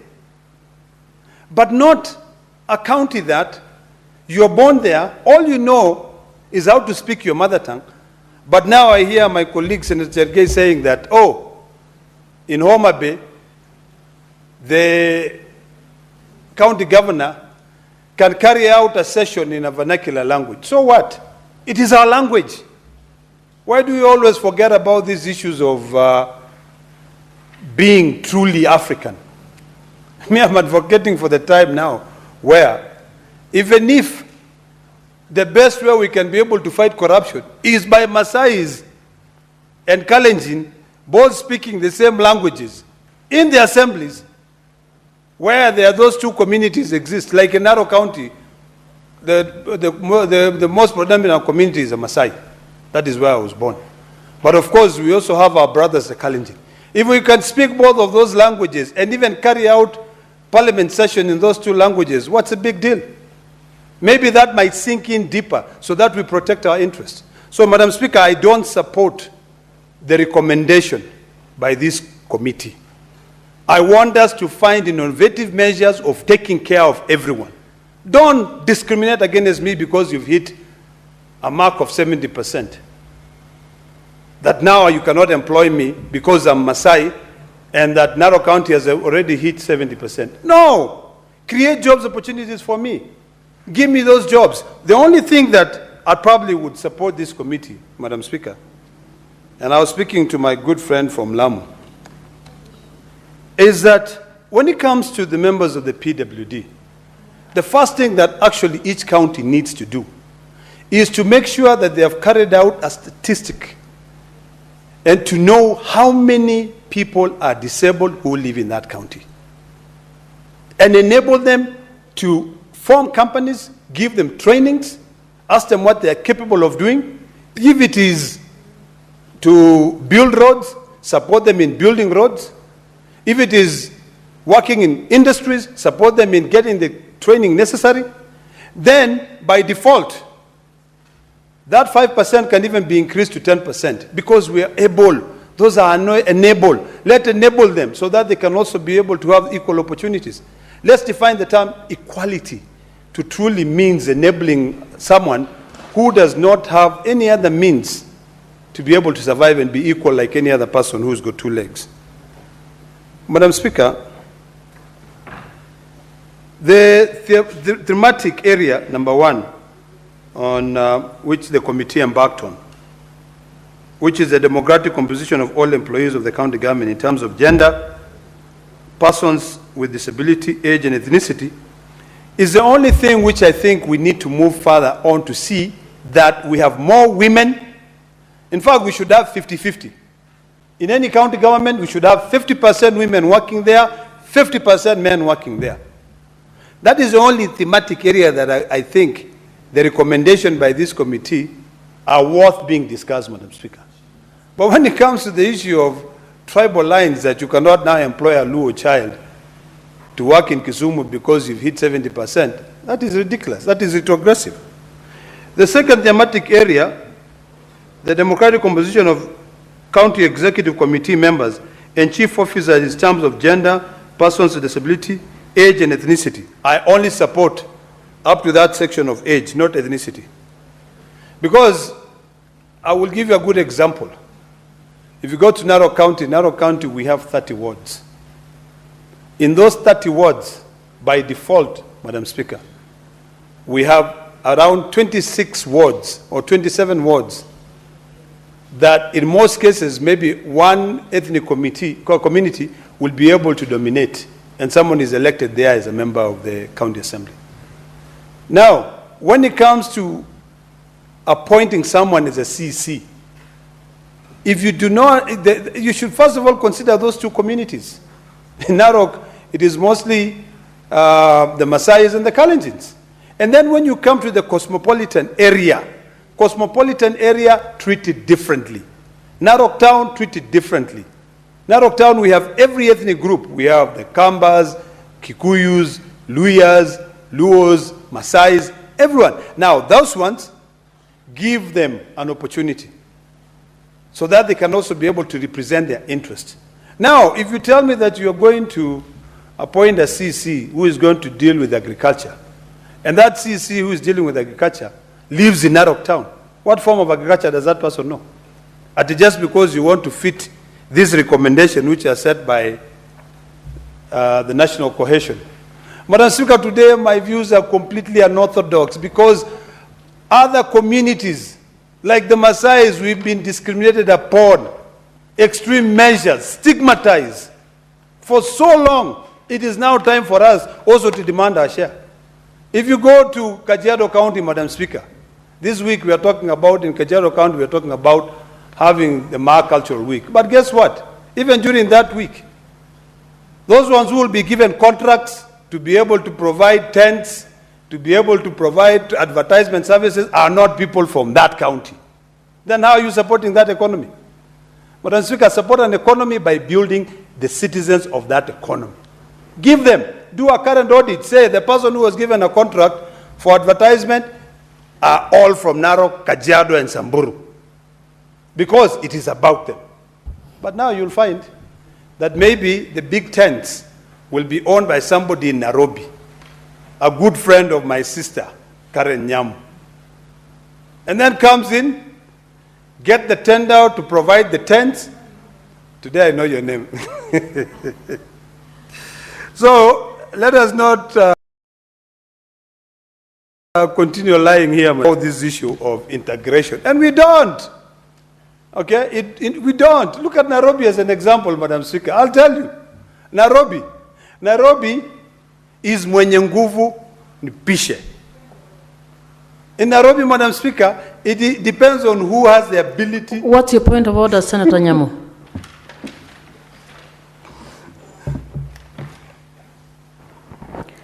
My point of order is under section, the